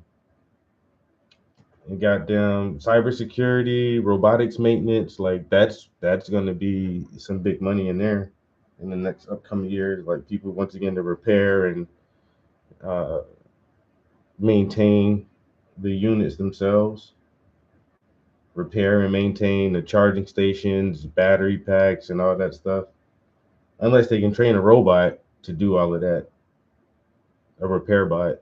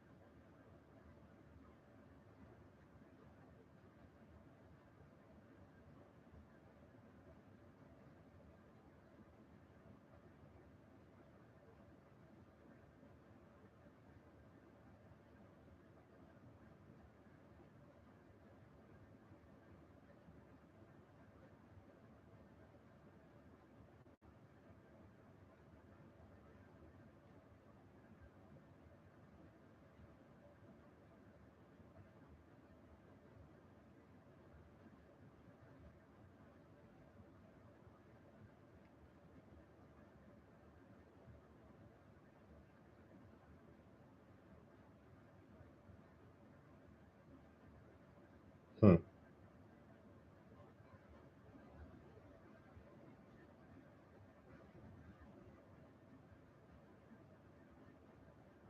that this is the weirdest thing that's ever happened in the history of the internet, right? And if you somehow don't recognize this photo, or if you weren't online back when it totally took over every platform, I sincerely apologize for.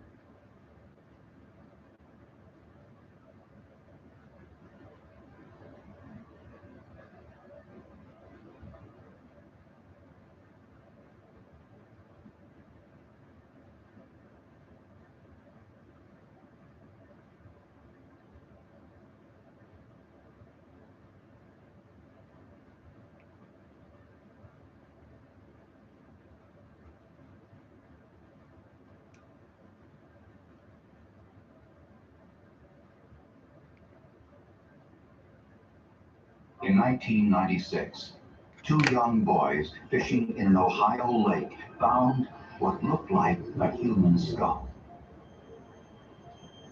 All of its teeth were missing, and markings on. In 1996, two young boys fishing in an Ohio lake found what looked like a human skull. All of its teeth were missing.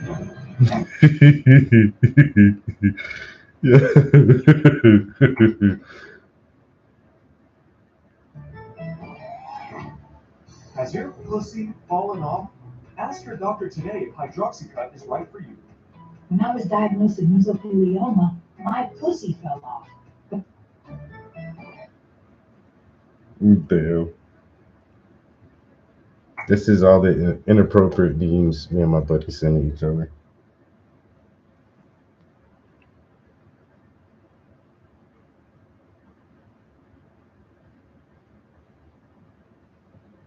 Very inappropriate. I'm so happy I got a couple buddies I could be super inappropriate with. We got this. Yo, man, one of my buddies shared the same meme almost at the same time when they was like finding a funny racist meme and then sending it to your buddy. Like we sent that shit to each other. It's like, yep. This is the shit we can't post on our site, like on our platforms, but I still think it's kind of funny. When that AI stuff first started coming out, like my homeboys kept sending me a bunch of fat nigga shit. Fat niggas on vacation or something. He kept sending me. Yo. That shit was hilarious.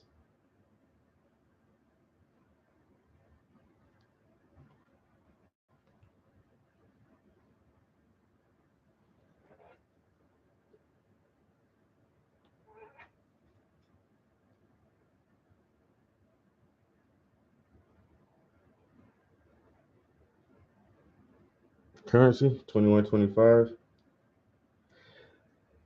It might be sooner than that. I don't think we'll need another 100 years.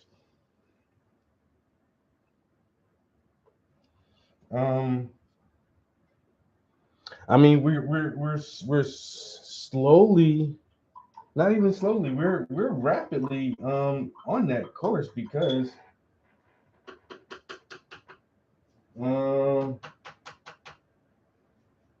I don't think the average person carries more than like $100 on them anymore. Not the average person. The average person has a debit card or a credit card.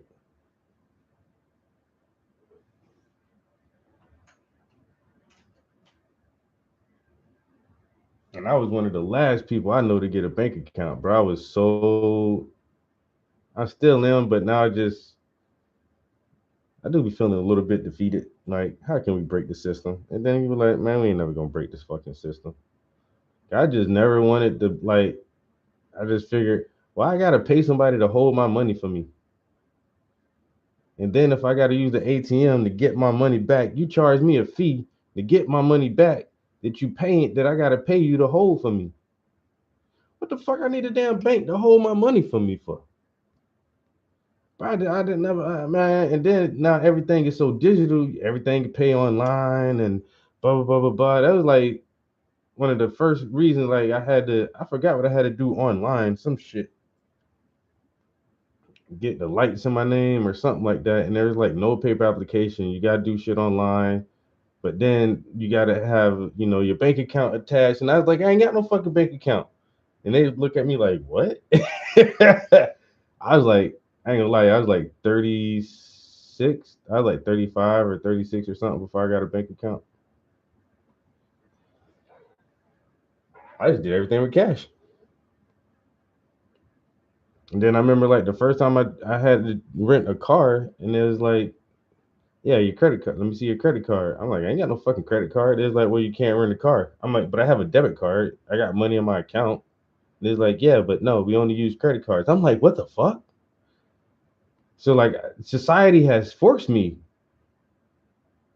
to change my habits. Otherwise, I probably would still not have a lot of cash. I mean, I still wouldn't have like a bank account and more cash. But now it's like I don't have a lot of cash because society is like, you don't need money. You don't need physical bills and coins. It's just direct deposit. Connect your account to the app. Now you have digital currency on a screen, and it says a $sign beside it, but there's no actual money there. Like, if everybody in America went to their bank right now and just said, give me all my money, ain't there, it's not there. It's not there. Motherfuckers don't got trillions and trillions and trillions of dollars sitting in these fucking buildings.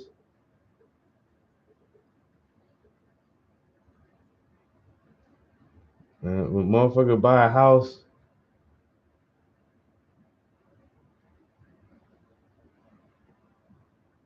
especially when rich people just buy some big ass shit outright. $1.4 million sold, man. That shit coming from some credits on a computer screen. Ain't nobody walking around $1.4 million talking about, here you go, Mr. Realtor. Here's the payment. That shit is all digital credits on a computer screen already. And now with that, the central bank digital currency, I'm crypto broke. Yo, I'm telling you. And now they're trying to, since the government is trying to make their crypto too, like, it's really going to be a cashless society. I think maybe like I say, not 100 years, maybe in the next half that, maybe 50 years from now, they'll just, be an article somewhere, U.S. government decides to close down the government mints. There no more coins will be minted unless they're for special occasions, and the printing press for the dollars are going offline.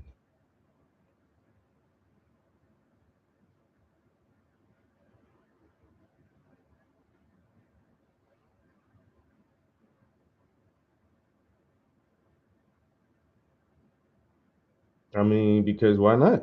It's practical. It's an environmental. We can't keep chopping down the trees just to make money.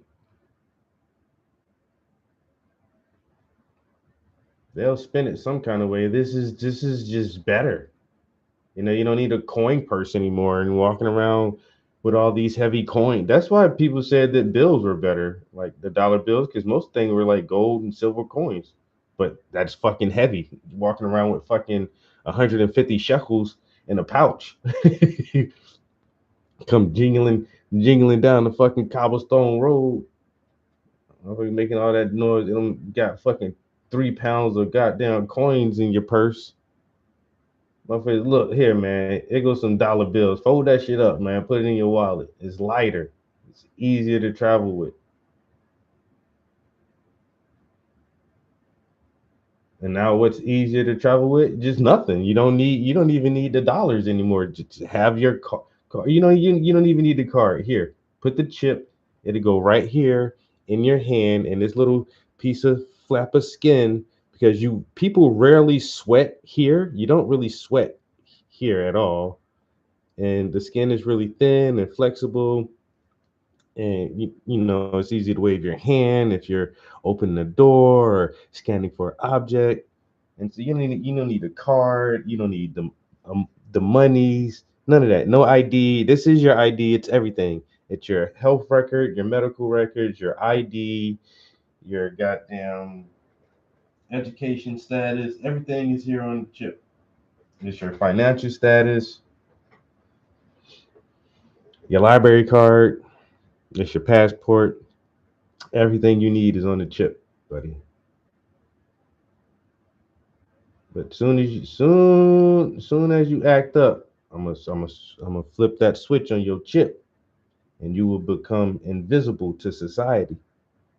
You will not be able to use public transportation. You will not be able to access your accounts and your funds. You will not be able to order food. You will not have access to certain niceties of our society. Hey, she says she's back from church.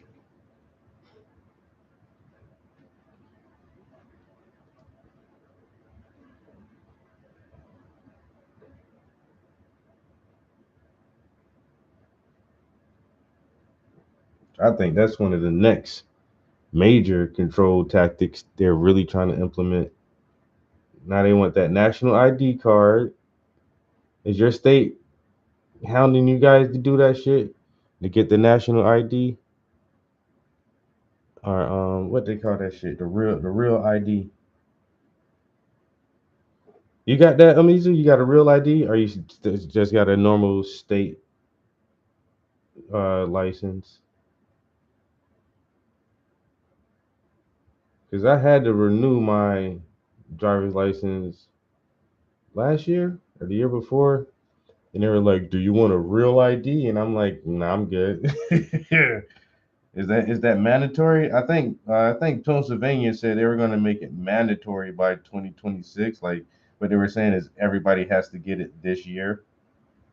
And we're like, if enough people just say fuck that and don't get it, like yeah, you're gonna punish everybody. Nigga, I got a state issued driver's license and a fucking federal issued passport. Why do I need a real ID? Like, what? How much more tracking and documentation of my person do you need? I'm a legitimate American citizen. I got fucking birth certificate, social security card, state driver's license, passport. Like, what else? I work for a nonprofit organization, I work with kids, so I have to keep my FBI fingerprints updated. Like, what else do you need from me, man? I'm in the FBI database, bro. You know who I am. Why do I need a real ID? Everything else is not a real ID. You can't truthfully ID who I am by any other fucking documentation I have. That's crazy. That's crazy. I don't want this new thing. Y'all always come out with new ways to fucking track a motherfucker, bro.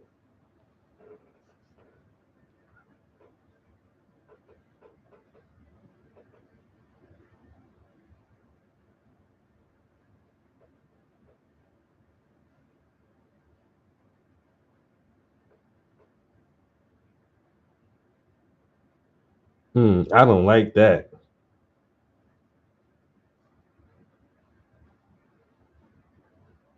Yeah, the one with the star on it.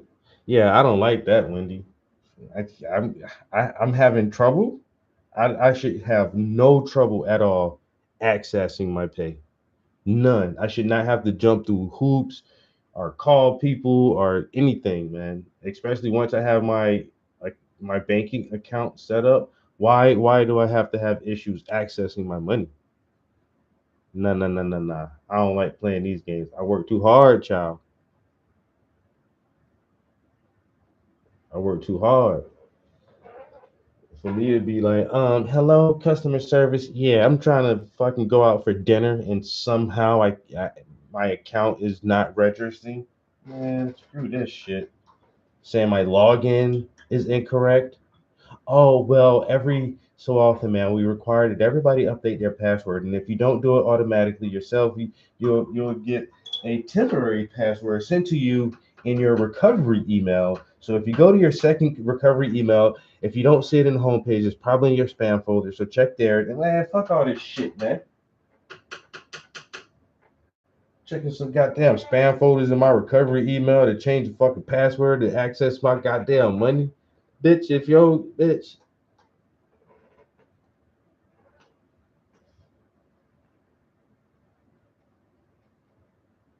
Well, in order to keep your funds safe, man, we require a two-step authentication identification system.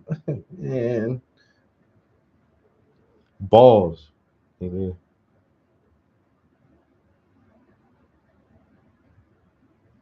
Fuck that.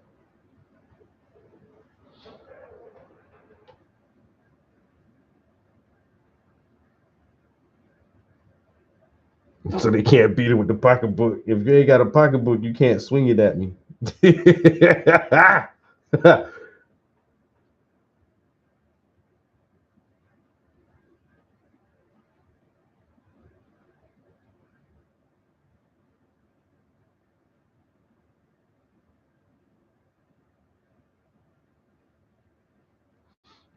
Yeah, no. Well, I'm sorry, ma'am, that your software on your personal laptop is not up to the malware standards of our new application. So we advise you to either update your hardware or download this torrent that will allow you to access the app. It's too many hoops, man. I'm doing too much. I'm doing too that. You know what? It's like I still go to the fucking cashier at the grocery store. I don't work here.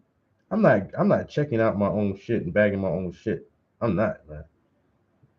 Y'all gonna pay me to do that shit? I don't think so. Same thing with this shit. I am not a banker.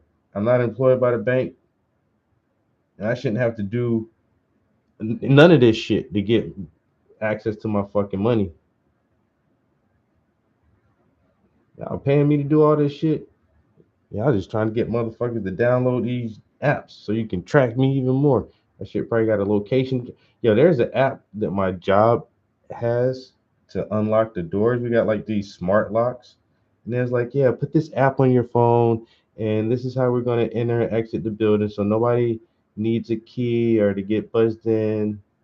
Yeah, but they didn't tell us that the app has a fucking location tracker that's always on. In order to have access to the building, to use the app, it has to be connected to our system. And as long as it's connected, the tracker is on. And I'm like, yeah, nah, I don't like that. And I turn the tracker off and the app doesn't work.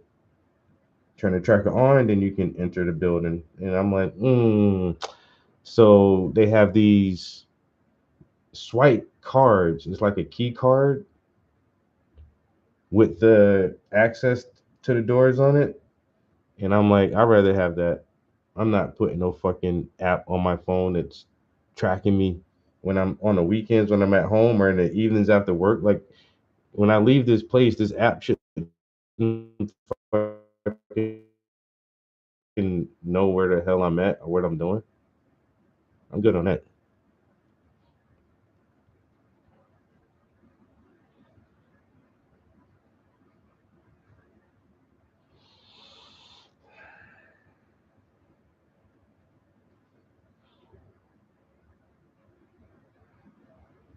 Let me take a bathroom break.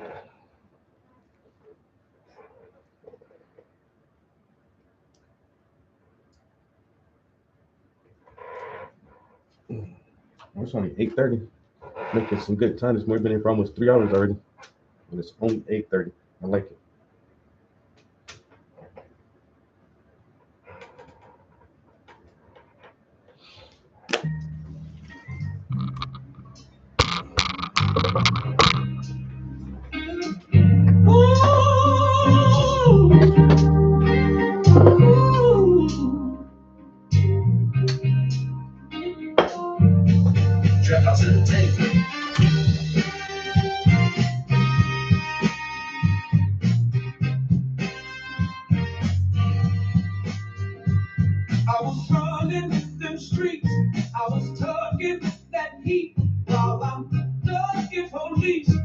always burning them trees. I was grinding so hard, cause my hustle runs deep, and I still made it out, cause my grandmother prayed, and she prayed, and she prayed, and she prayed for me.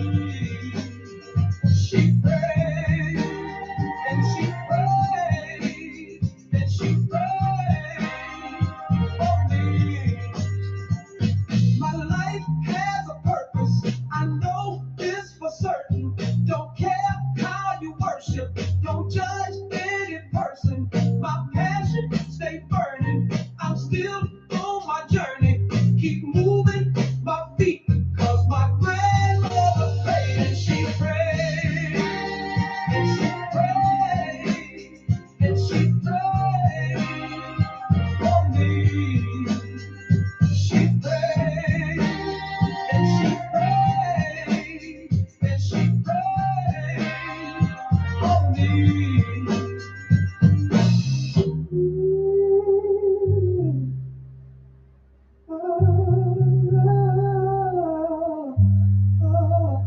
Ask God to save my soul, and please keep me whole. She asked God to save my soul, and please keep me whole.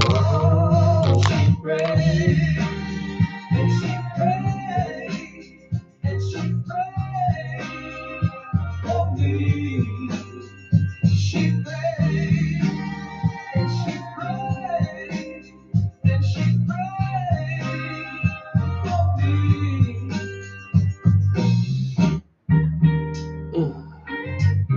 How we doing this morning, everybody?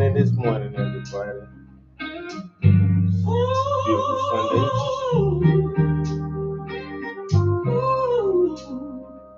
Back in the studio. Trap house entertainment.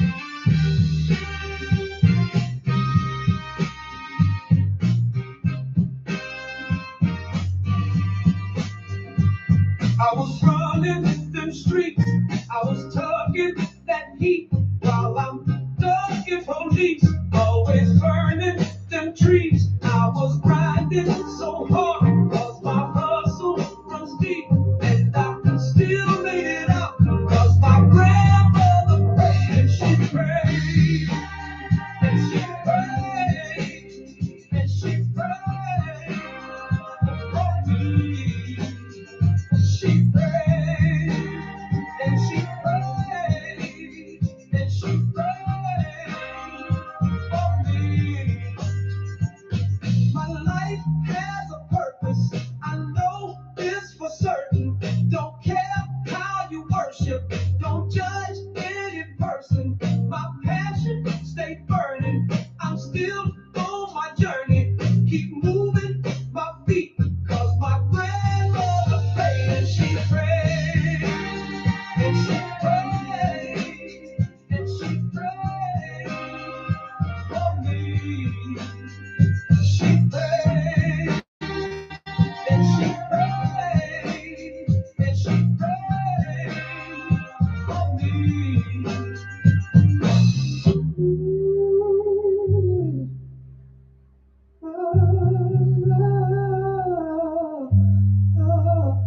Ask God to save my soul, and please keep me whole. She asked God to save my soul, and please keep me whole.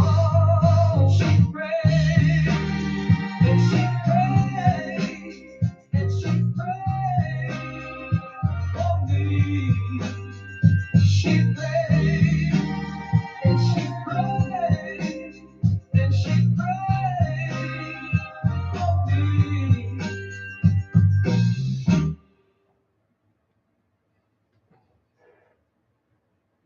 I'm getting kind of hungry now.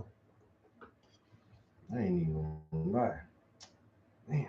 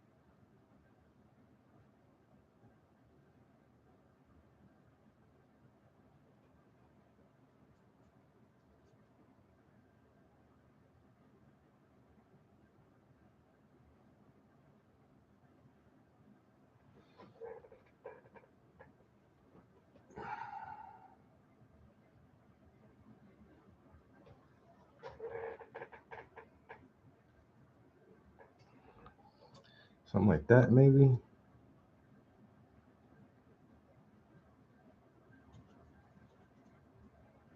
Have to lighten this up a little bit.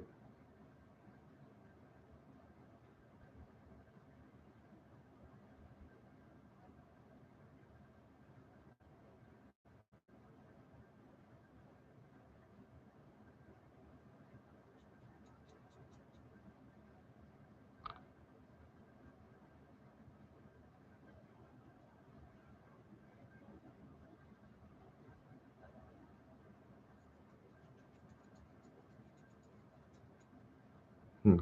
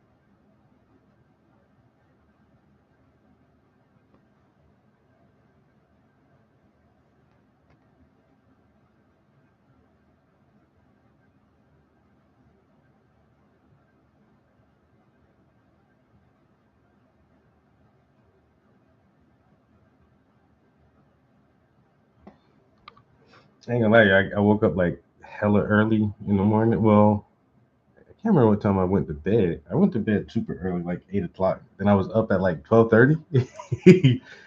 And I was like, fuck it. I'm just gonna play the game for a minute. So I played a little bit more of that damn, that's Far Cry. I played some more Far Cry early this morning till about like 2 o'clock in the morning.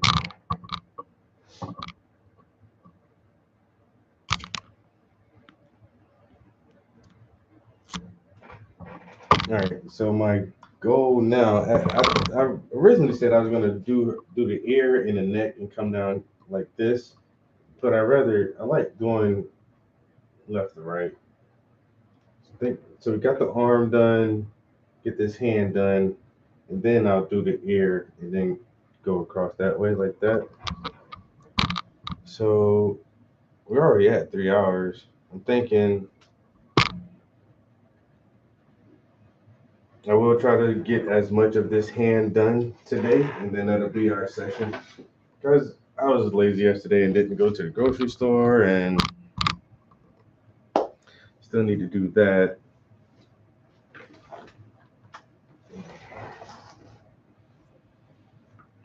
But I'm hungry now. Hello, camera. Hey, camera. You wanna focus on something else, bro? Jeez.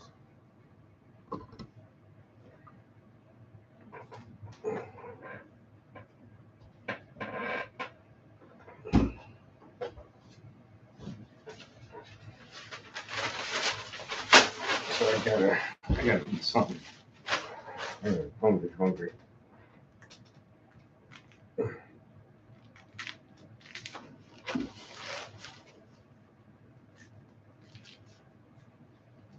I got this super big grapefruit.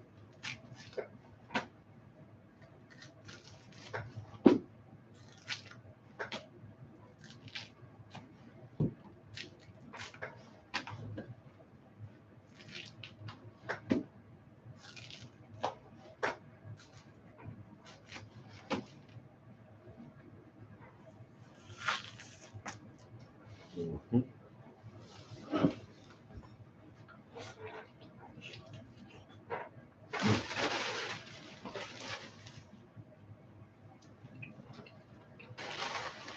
Do it just like that.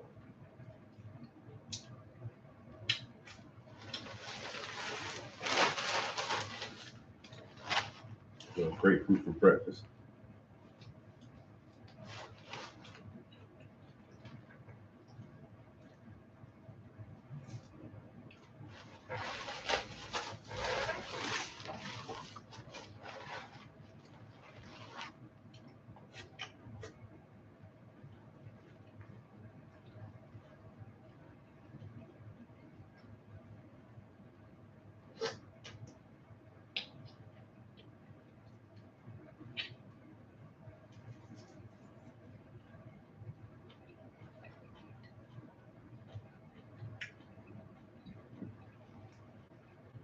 Right people, and they're indoctrinated in the right way with top secret clearance. And by the way, it's not like these people don't tell their friends. And it's not like there's a bunch of stories floating around, because there are. There's a shitload of stories That's what I'm floating saying, around. but why would you, like, I would never keep that a secret. I'd be like, Well, hey, you got fucking aliens. Here's the thing.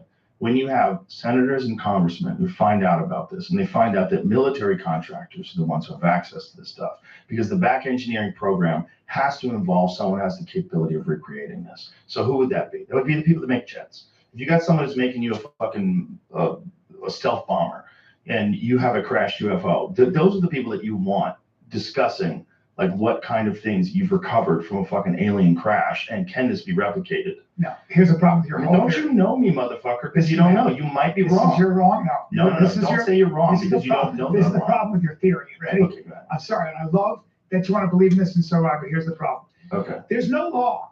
There's no written law that says I'm not allowed to talk about aliens. And I mean at the level, the top levels of clearance, like the most secret level.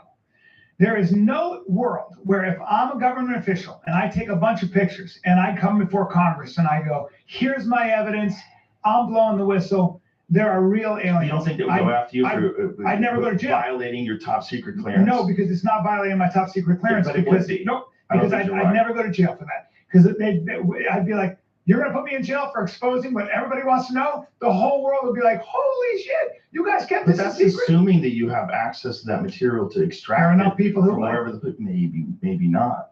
Maybe those are the kind of people that wouldn't do that, Brian. Listen, You my fucking friend. communist. I don't like the way you think. I'm shredding your UFO. No, you're not. Listen, you think you are, but you- you're just using these establishment. You're allowed to talking talk points. about UFOs You and sound you like never your get in dad. trouble. You sound like your dad. Come on, man. First You're tell me, a hey, so CIA they'll be in the oven. stooge. You're a CIA I'll call my dad stooge, right now. and you're in here spreading propaganda to the faithful listeners. Listen to of me. this. Listen to me. There are no aliens. And if there are, we know about it. They supposedly do have something that crashed, and they supposedly do have biological entities that are on ice somewhere. This, of course, according to these whistleblowers that work for the government, and now we're talking about. I just don't know what's real. It's hard to know. It is hard to know. When you talk about it, you feel like a moron. It's just like, There's got to be something out there. And we have to assume there's something out there, whether or not, I don't even know. right, but should we assume that something's been here? Yeah, Yeah. Yeah. I think so. yeah, they've been here. What? Bro, you're done already? Yeah, bro. How? I hired Motion to hire AI employees. AI employees? Yeah, dude, I have a project manager, executive assistant, and a marketing specialist. And they work for you? They do all the work that I don't want to do, so I can focus on the. Boy, come here. If I was from somewhere else, and I was like, what, imagine if you're like from some super advanced civilization that's completely abandoned war. There's no thievery. Everybody reads everybody's minds. There's no unfairness because they've worked all that stuff out. And it's just superior intellect because everybody's evolved for 1,000,000 years past where we are now. And you get the opportunity to see what a breakthrough civilization looks like, right when they're figuring out nuclear power, right when they're figuring out flight and war and cell phones and shit like that. Like, that would be like you and I going back and going and visiting the real Wild West, like being in a gold mining town in 1830. You know how nuts that would be? Fucking crazy. Be one of the minor 49ers in 1849, going all the way to San Francisco, and these fucking animals stabbing each other in saloons. Like, you know what that would be like? The kind of barbarians that took a chance with wooden wheels getting pulled by a horse and went across mountain ranges to try to get to the gold. That would be like us going to visit that. Of course we would visit that. Of course. Like, if you had a chance to see what it was like to see Christopher Columbus land in the Bahamas, to see what that must have been like, of course you would want to see it. If you could go literally back in time and see primitive humans, well, if they're just like us, but they're like us millions of years from now, of course they would want to visit us. It would be so interesting. Can you imagine if there was a planet where we could go, where we could see cavemen? We go. Would you imagine? Fucking muscles got to stand out. Yeah. But it's, well, you can see guys making fucking arrowheads with flint for the first time and strapping them to sticks, giant fucking heads and big teeth, covered in hair, just figuring out tools. Oh my God, we would be fascinated by those people. the way I think about it is, listen, since I'm a kid, we're talking about Martian and aliens, right? Since I'm fucking 6, 7, I've been hearing about this. The moon landing was in '69, so I was 6. So it started after that. Like, I heard more and more about it. So what you mean to tell me is in 55 years we haven't found out more information about it? We know. We know what's going on. We know. NASA's not stupid. They know something's out there. They play with us a little bit from time to time. But there's something out there, my friend. I think so too. There's something out there. I think the other problem with the president knowing, can they keep things from the president? Of course they can. The president is only there for 4 years. And then he has to get in there again. And if he wins, he's only there for 4 more years. These fucking people have 30-year careers, 50-year careers in the intelligence agencies. They know. If they know something and they've known something since, fucking Gerald Ford, why would they tell you? Why do you need to know? We've already been hiding this from the population for so long. And those old timers didn't need what's that? You have to sign something? NDA? NDA, like NDA, whatever the fuck. Yeah, it was Like, there's no NDAs back then. So there was something to it. Yeah. There was something to it. You got that place in New Mexico. You got Hudson County, what we discussed before with the Martians landing. You have all these places that have a higher volume. I wonder what's number 2 in UFO sightings. I wonder what's number 1. What's number 1? Is it Hudson Valley? Yeah, Hudson Valley by the George Washington Bridge, that whole thing. That's crazy. That's number 1. I wonder what number 2, number 3, and number 4 is. It's interesting that a lot of them are over near where the ocean is. Because that's one of the big theories, that they have bases in the ocean. Because the reality of the ocean is no one's looking. If you have something on Earth, satellites can see it. Like, if you have something that's in the middle of Nevada in some deserted area and you have buildings, satellites can see that. They can see the structures. So you have to hide them. But if you have something in the ocean, nobody sees anything. We've only explored, what is the percentage of the ocean floor that we have just explored?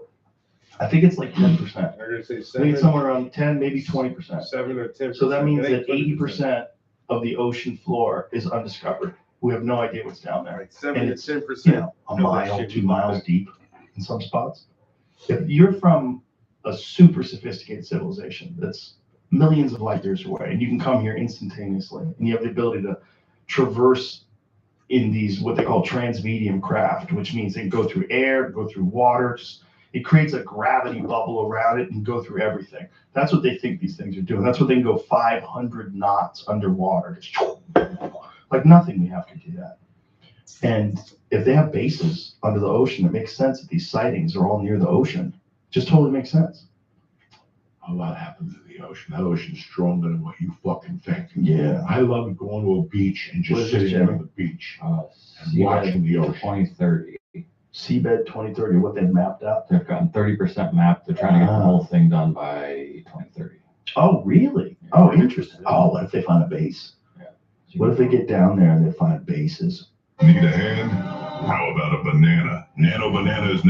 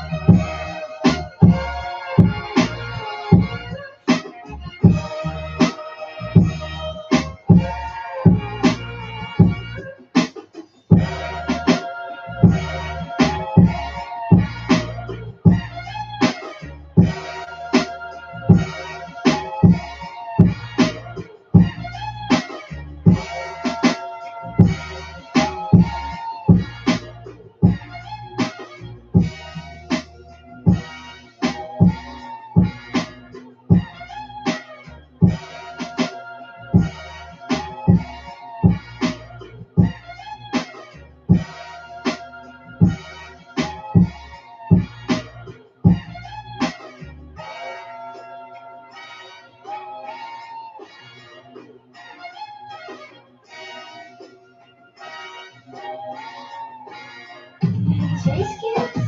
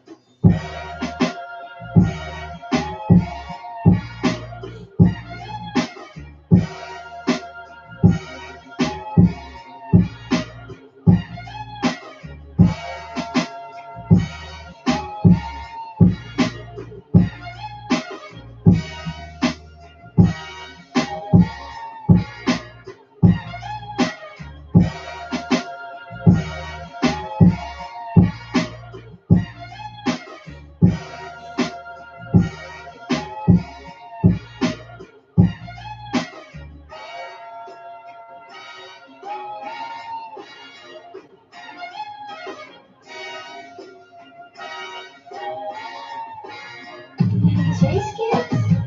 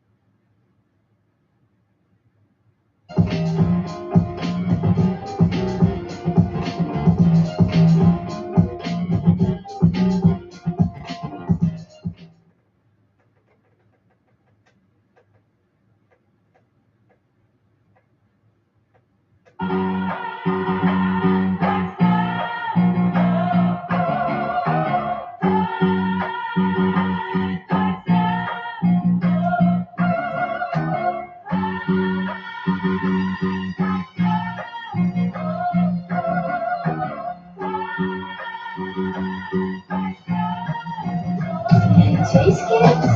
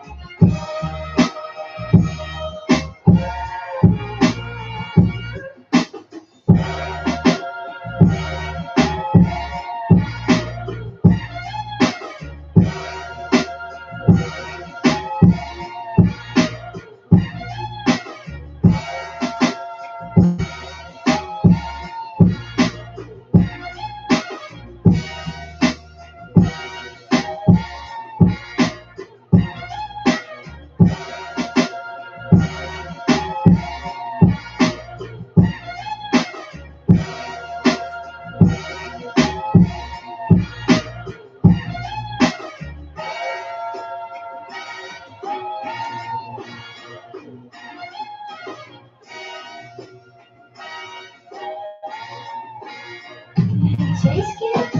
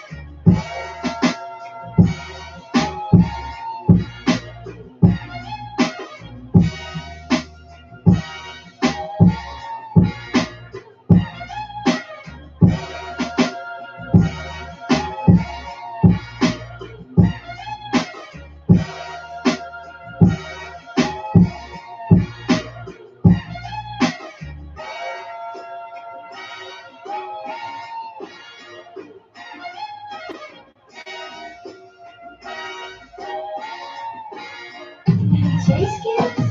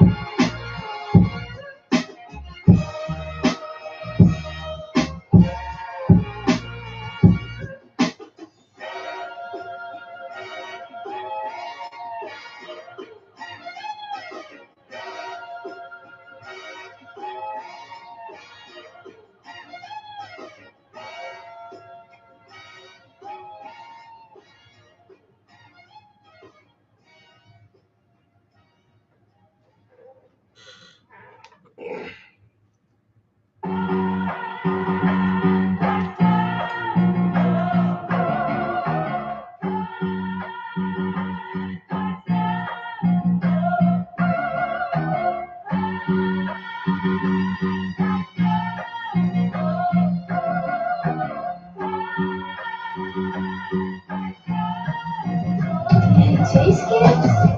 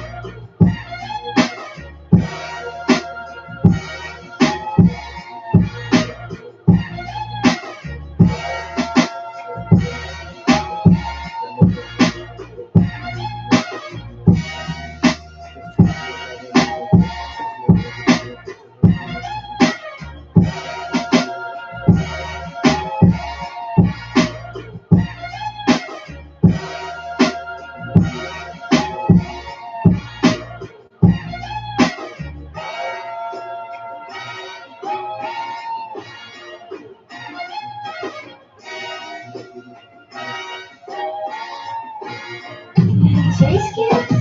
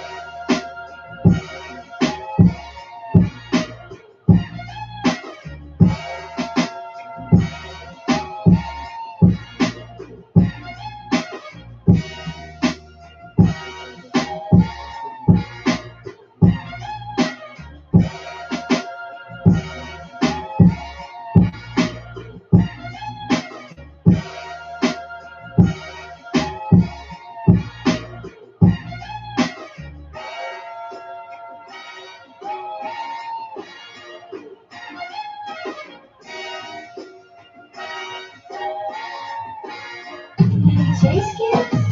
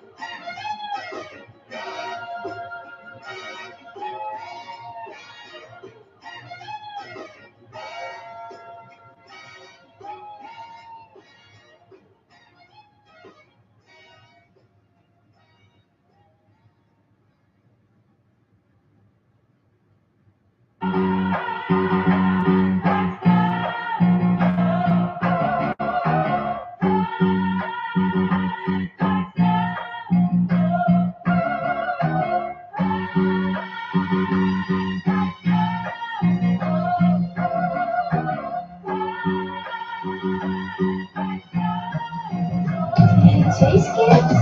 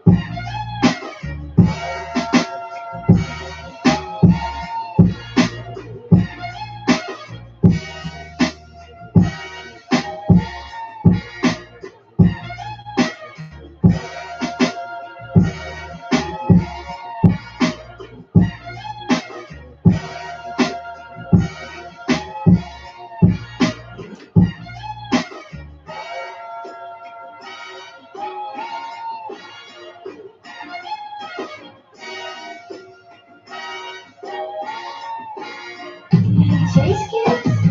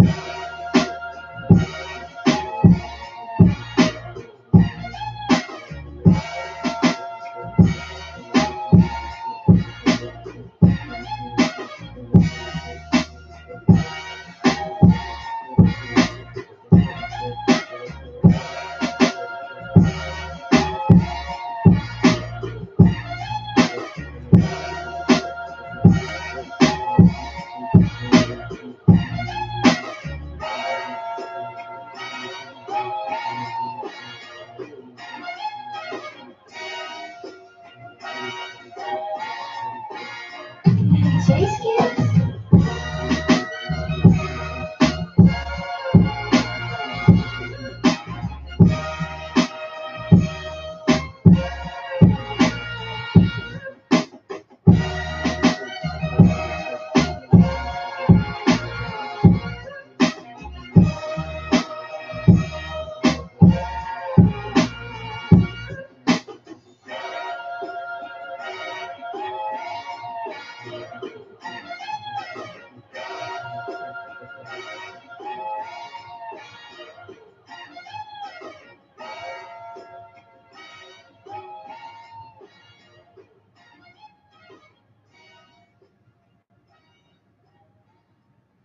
I almost got this hook written. I need a couple more bars.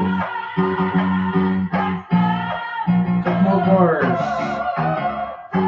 I'm trying to have this song finished for when he got back from church. It'd be done short.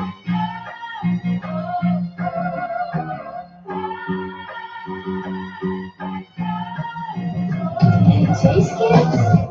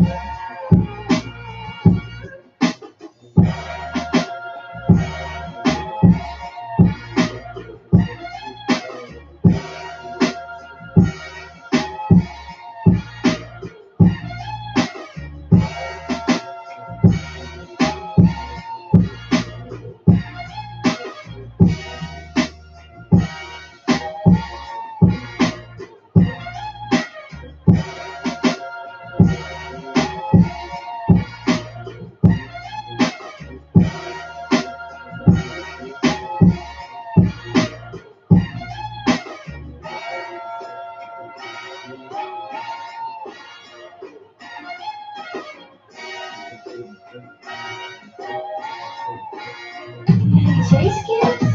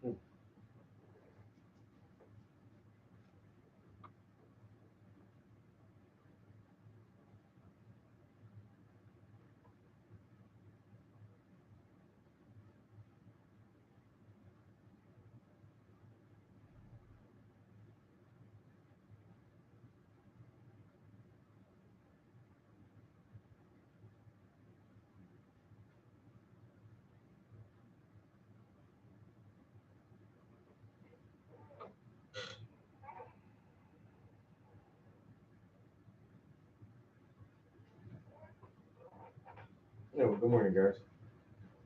How we doing? How we doing? How we doing? Where we at 3.5 hours. All right. Make some good time. Making some good time. I got duck on the menu for today. Duck is on the menu for today. Probably do duck and like mixed vegetables. And then I want to do something with seafood. I got some scallops and some shrimp. I was thinking about doing like maybe a pasta or some kind of seafood stir fry with that. Or maybe even a fried rice. Like shrimp fried rice with scallops in it.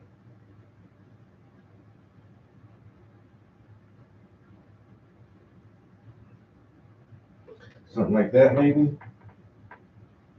And then the third dish would be a bunch of salads. Still trying to stay on my salad kick.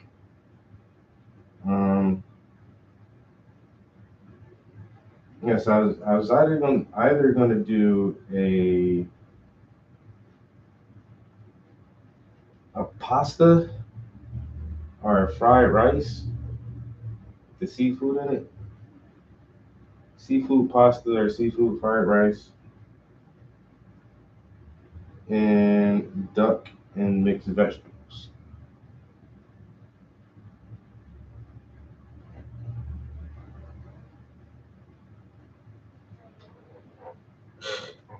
See how that goes over. If I can get through it without fucking it up. Last time I cooked the duck, I think I cooked it too high. I had the oven too high. And ducks are pretty fatty birds. But that's what makes them so juicy. All that fat. Nice and juicy and plump. Just like my bitches.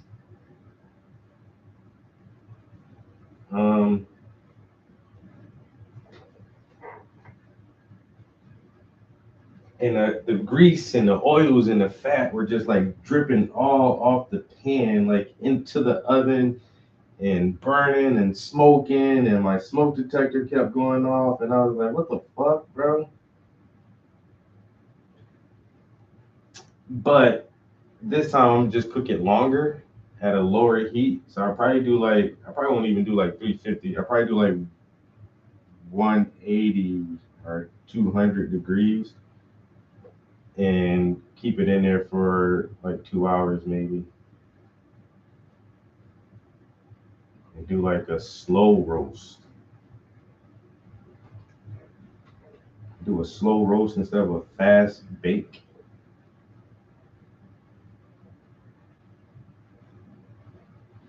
Maybe I won't have so much grease popping. You know? Not so many smoke detector emergencies.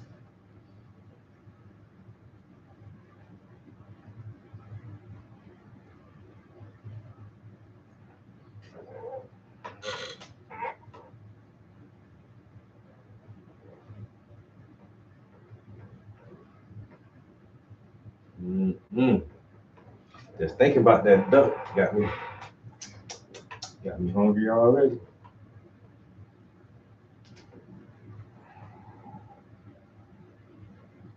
That one Dave Chappelle joke he told about his son eating duck.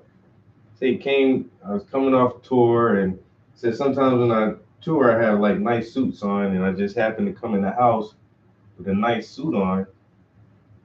And my son runs up to me trying to give me a hug, and I looked at his hands and his hands was all greasy from whatever he was eating. I said, whoa, man, don't put all that chicken grease on my suit. And he looked at me indignant and said, chicken? Man, this is duck. I was like, oh, excuse me, little nigga. I didn't know you You was eating duck around here. Chicken? This is duck. What are you talking about? I might eat chicken.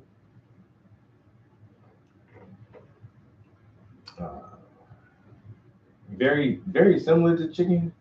I don't know how people compare so much shit to chicken though. Like, oh, frog legs taste like chicken. No, they don't. No, they don't.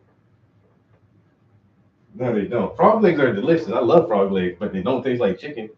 Tastes like a fucking amphibian, bro. That shit tastes froggy as hell to me. I don't see how people can be like, it's kind of like chicken. No, it's not even. I mean, even the texture of the meat is not like chicken.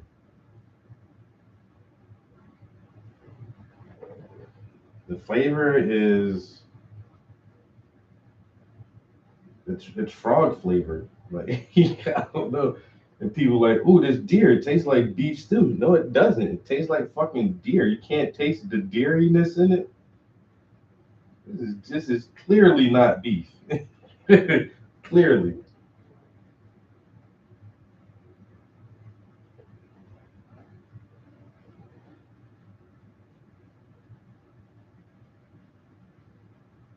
People like, oh, duck, it tastes like chicken. No, to me, duck does not taste like chicken.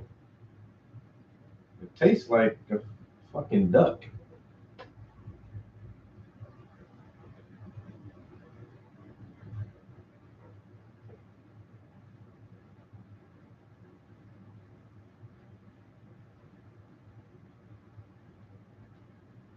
Somebody said they were told that humans taste like pork.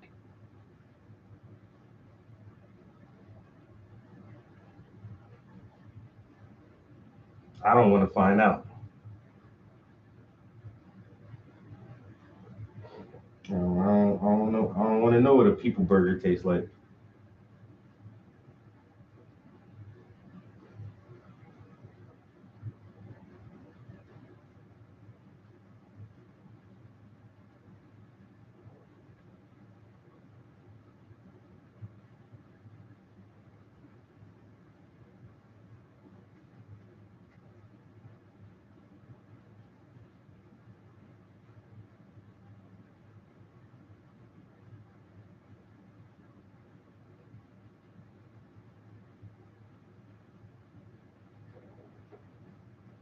I don't even know what people burgers.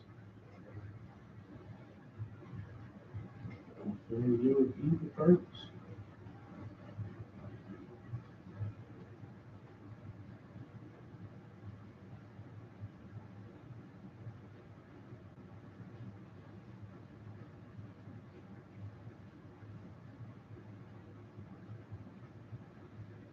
Come on, hand. Can't get this hand finished fast enough. You here lollygagging. Trying to write rap songs and whatnot. This nigga.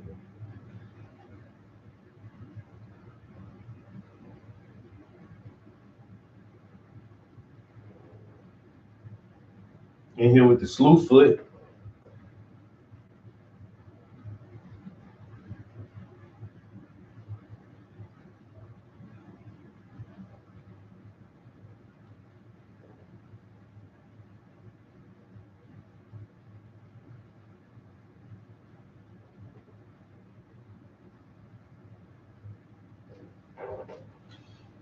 In here with the slew foot. Not even doing that. Yo, P.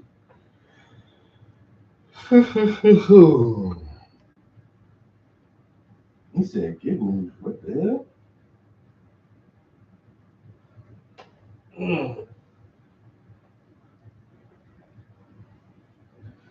Oh man, a little bit more.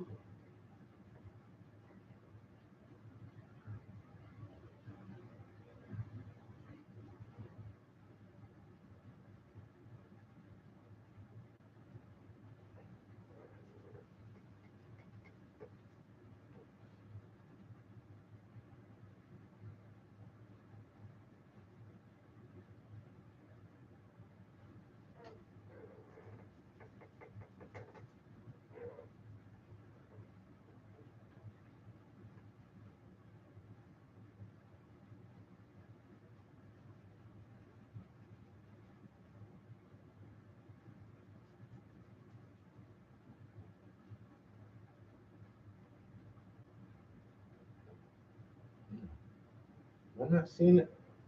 I ain't even put paint right there. Oh, it is paint. That's paint. I thought that shit was dry. Fooling myself. About to psych myself out. Is it painted? Is it not painted? Did I prep it? Did I not prep it?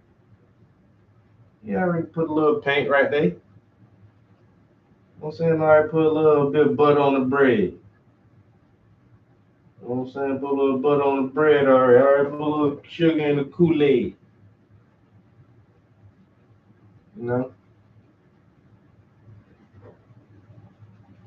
Put a little jam on the toast.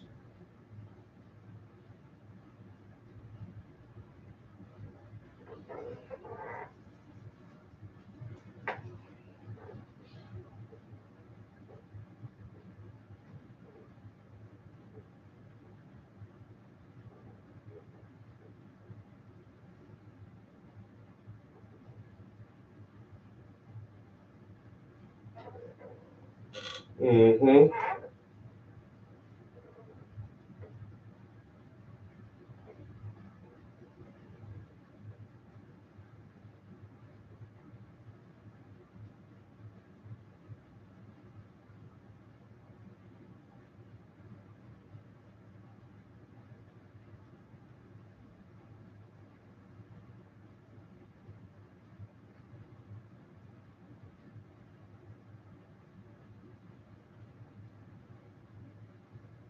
Mm. I'm gonna have to get something else to eat. That grapefruit ain't really did shit.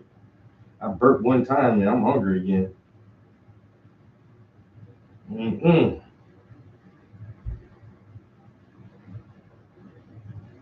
Yeah, as soon as I get out of here, I'm gonna go go straight to the store, grab some supplies.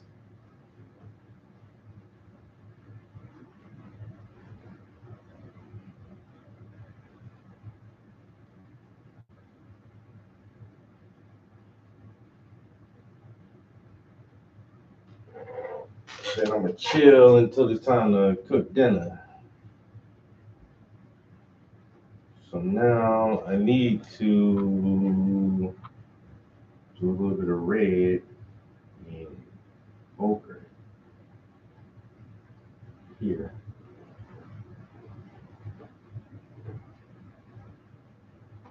Mm-hmm. Think I need a bigger brush.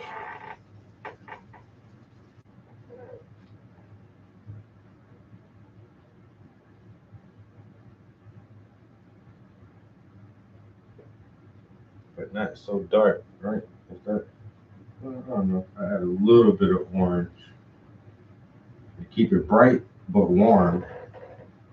That's what I'm going for. Nice warm skin tones here. Okay, we got that. I'm gonna come back and hit that with a little more red, a little orangey red. I'm gonna take this around, and around here, maybe like that. Wipe that off. Then we're gonna come back with some Naples yellow. That just this is fucking scraping it now. I need more Naples yellow, just a little bit, just to get us over the hump. To get us over the hump. A little bit more Naples yellow. Where you at? Where you at? There you go. We get a little smidget. A teeny weeny bit of that is literally just the smallest little dab. So we're not wasting it because we're gonna be wrapping this thing up here shortly. All right, let me get some medium, thin this thing out so we can stretch it a little bit. We can stretch. Okay.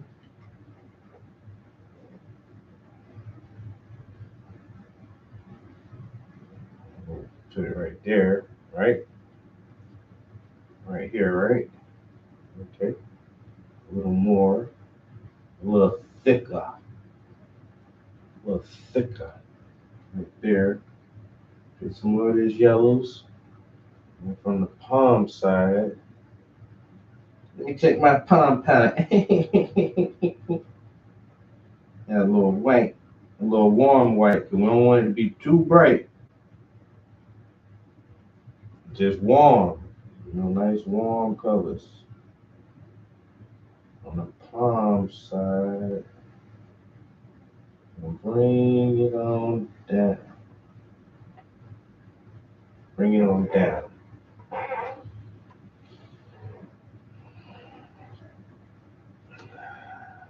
Now, I'm gonna go back to the ochre and red. I really should have wiped this brush off just now, but it'd be okay. Ochre and red, and you want some of that here. That's too much ochre and red. Let me add some pink to that now.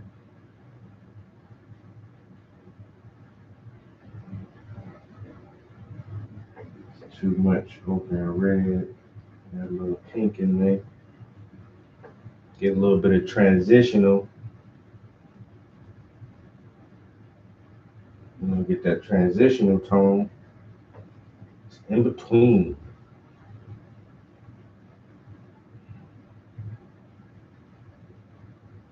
Okay, right. I need that. Back to that Naples. I need this to come down from here all the way down. All the way down here, and that's going to go there, and then that's going to transition into this lighter part here. And you can fade that in, but then this actually gonna need some work all the way about right there. Right.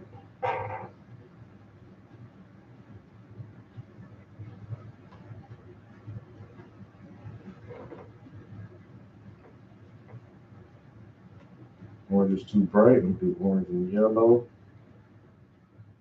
Orange is too bright, do orange and yellow. Still too bright, I need more of this yellow ochre. It's like a mustard color. A Dijon. We'll do that right about there. And grab my little blendy. Grab my little blendy brush. Try to do some blending.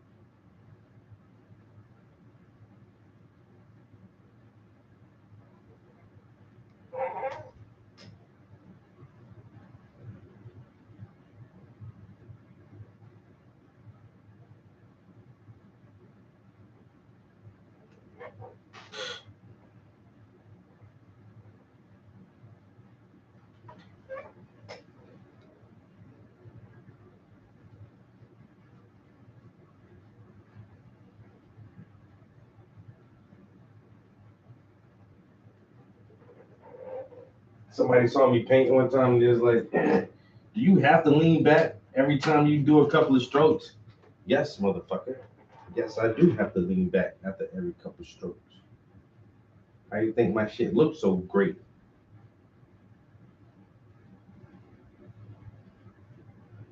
Called analyze and readjust if necessary. Gotta look at this shit from angles, nigga. Angles.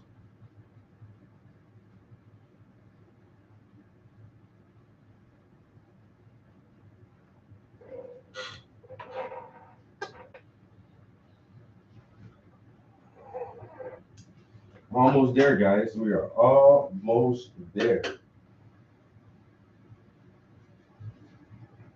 About to have this hand finished up here shortly.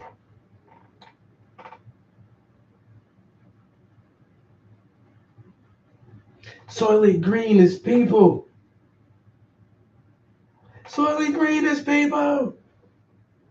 Don't eat that shit, man. Do not eat that shit, man. Taste kids?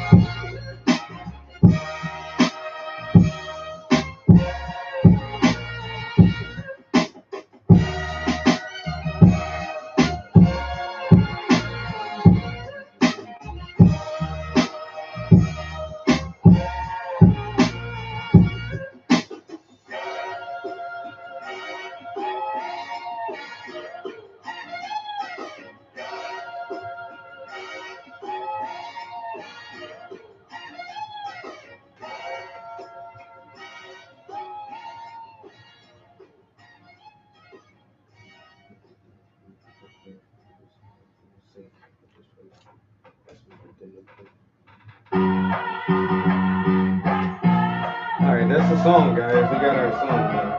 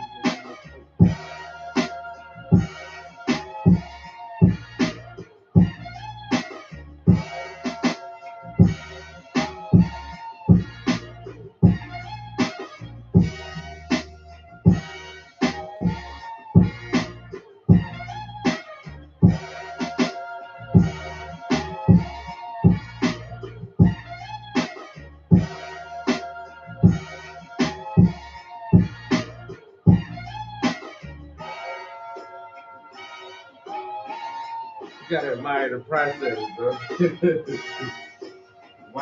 watch how this shit all stack up together.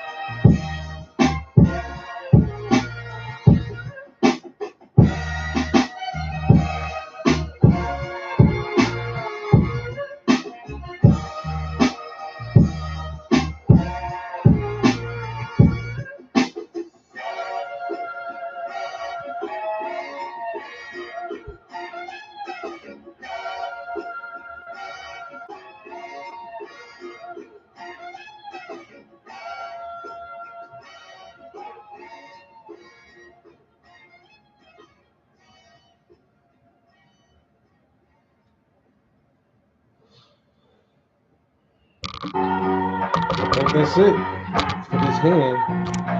Anyways, first detail there. So want it to look nice, but we know we're gonna come back and paint some more on top of this when it dries.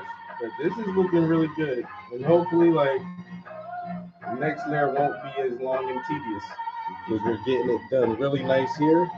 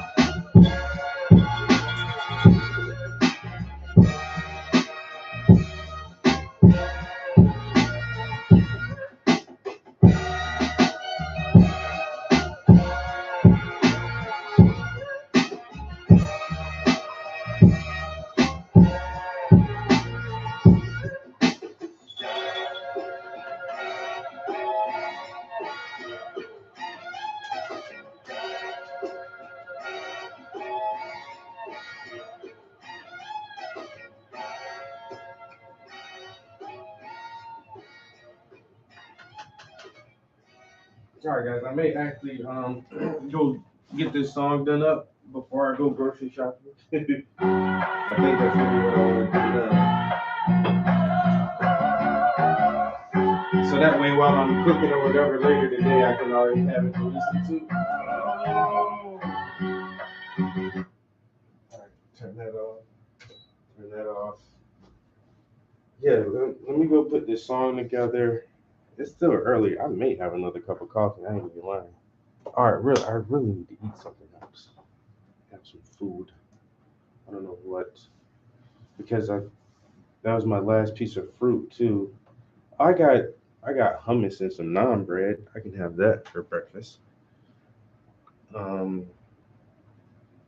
Yeah, let me go have some hummus. And I'll snack on that. I can put this song together. And then we'll go grocery shopping. And then I'll get back on the game for a while. And then we'll cook dinner. I might go ahead and cook some rice now. Cook the rice now so it'll be nice and super dry later today when I go to make fried rice. I think that's what I'm gonna do instead of putting it in pasta. I think I'm gonna get some peas and some carrots and some cabbage and put that in some fried rice. And then even for my mixed vegetables, I probably do like some peppers and some snap peas and some cabbage and some onions for mixed vegetables for the duck. And then I may cook a piece of salmon or two and have that for salad, some salmon and salad. So that could be an option. But that duck is pretty big though. I could do duck and mixed vegetables or take a piece of duck and dice that up over salad, which is still duck and mixed vegetables. Anyway, we'll figure it out. Oh yeah, hummus and some naan bread. That's a good little breakfast. I wish I had a carrot to go with it. But we'll figure out a meal plan while we work on this song. We'll figure something out. Something will come to us.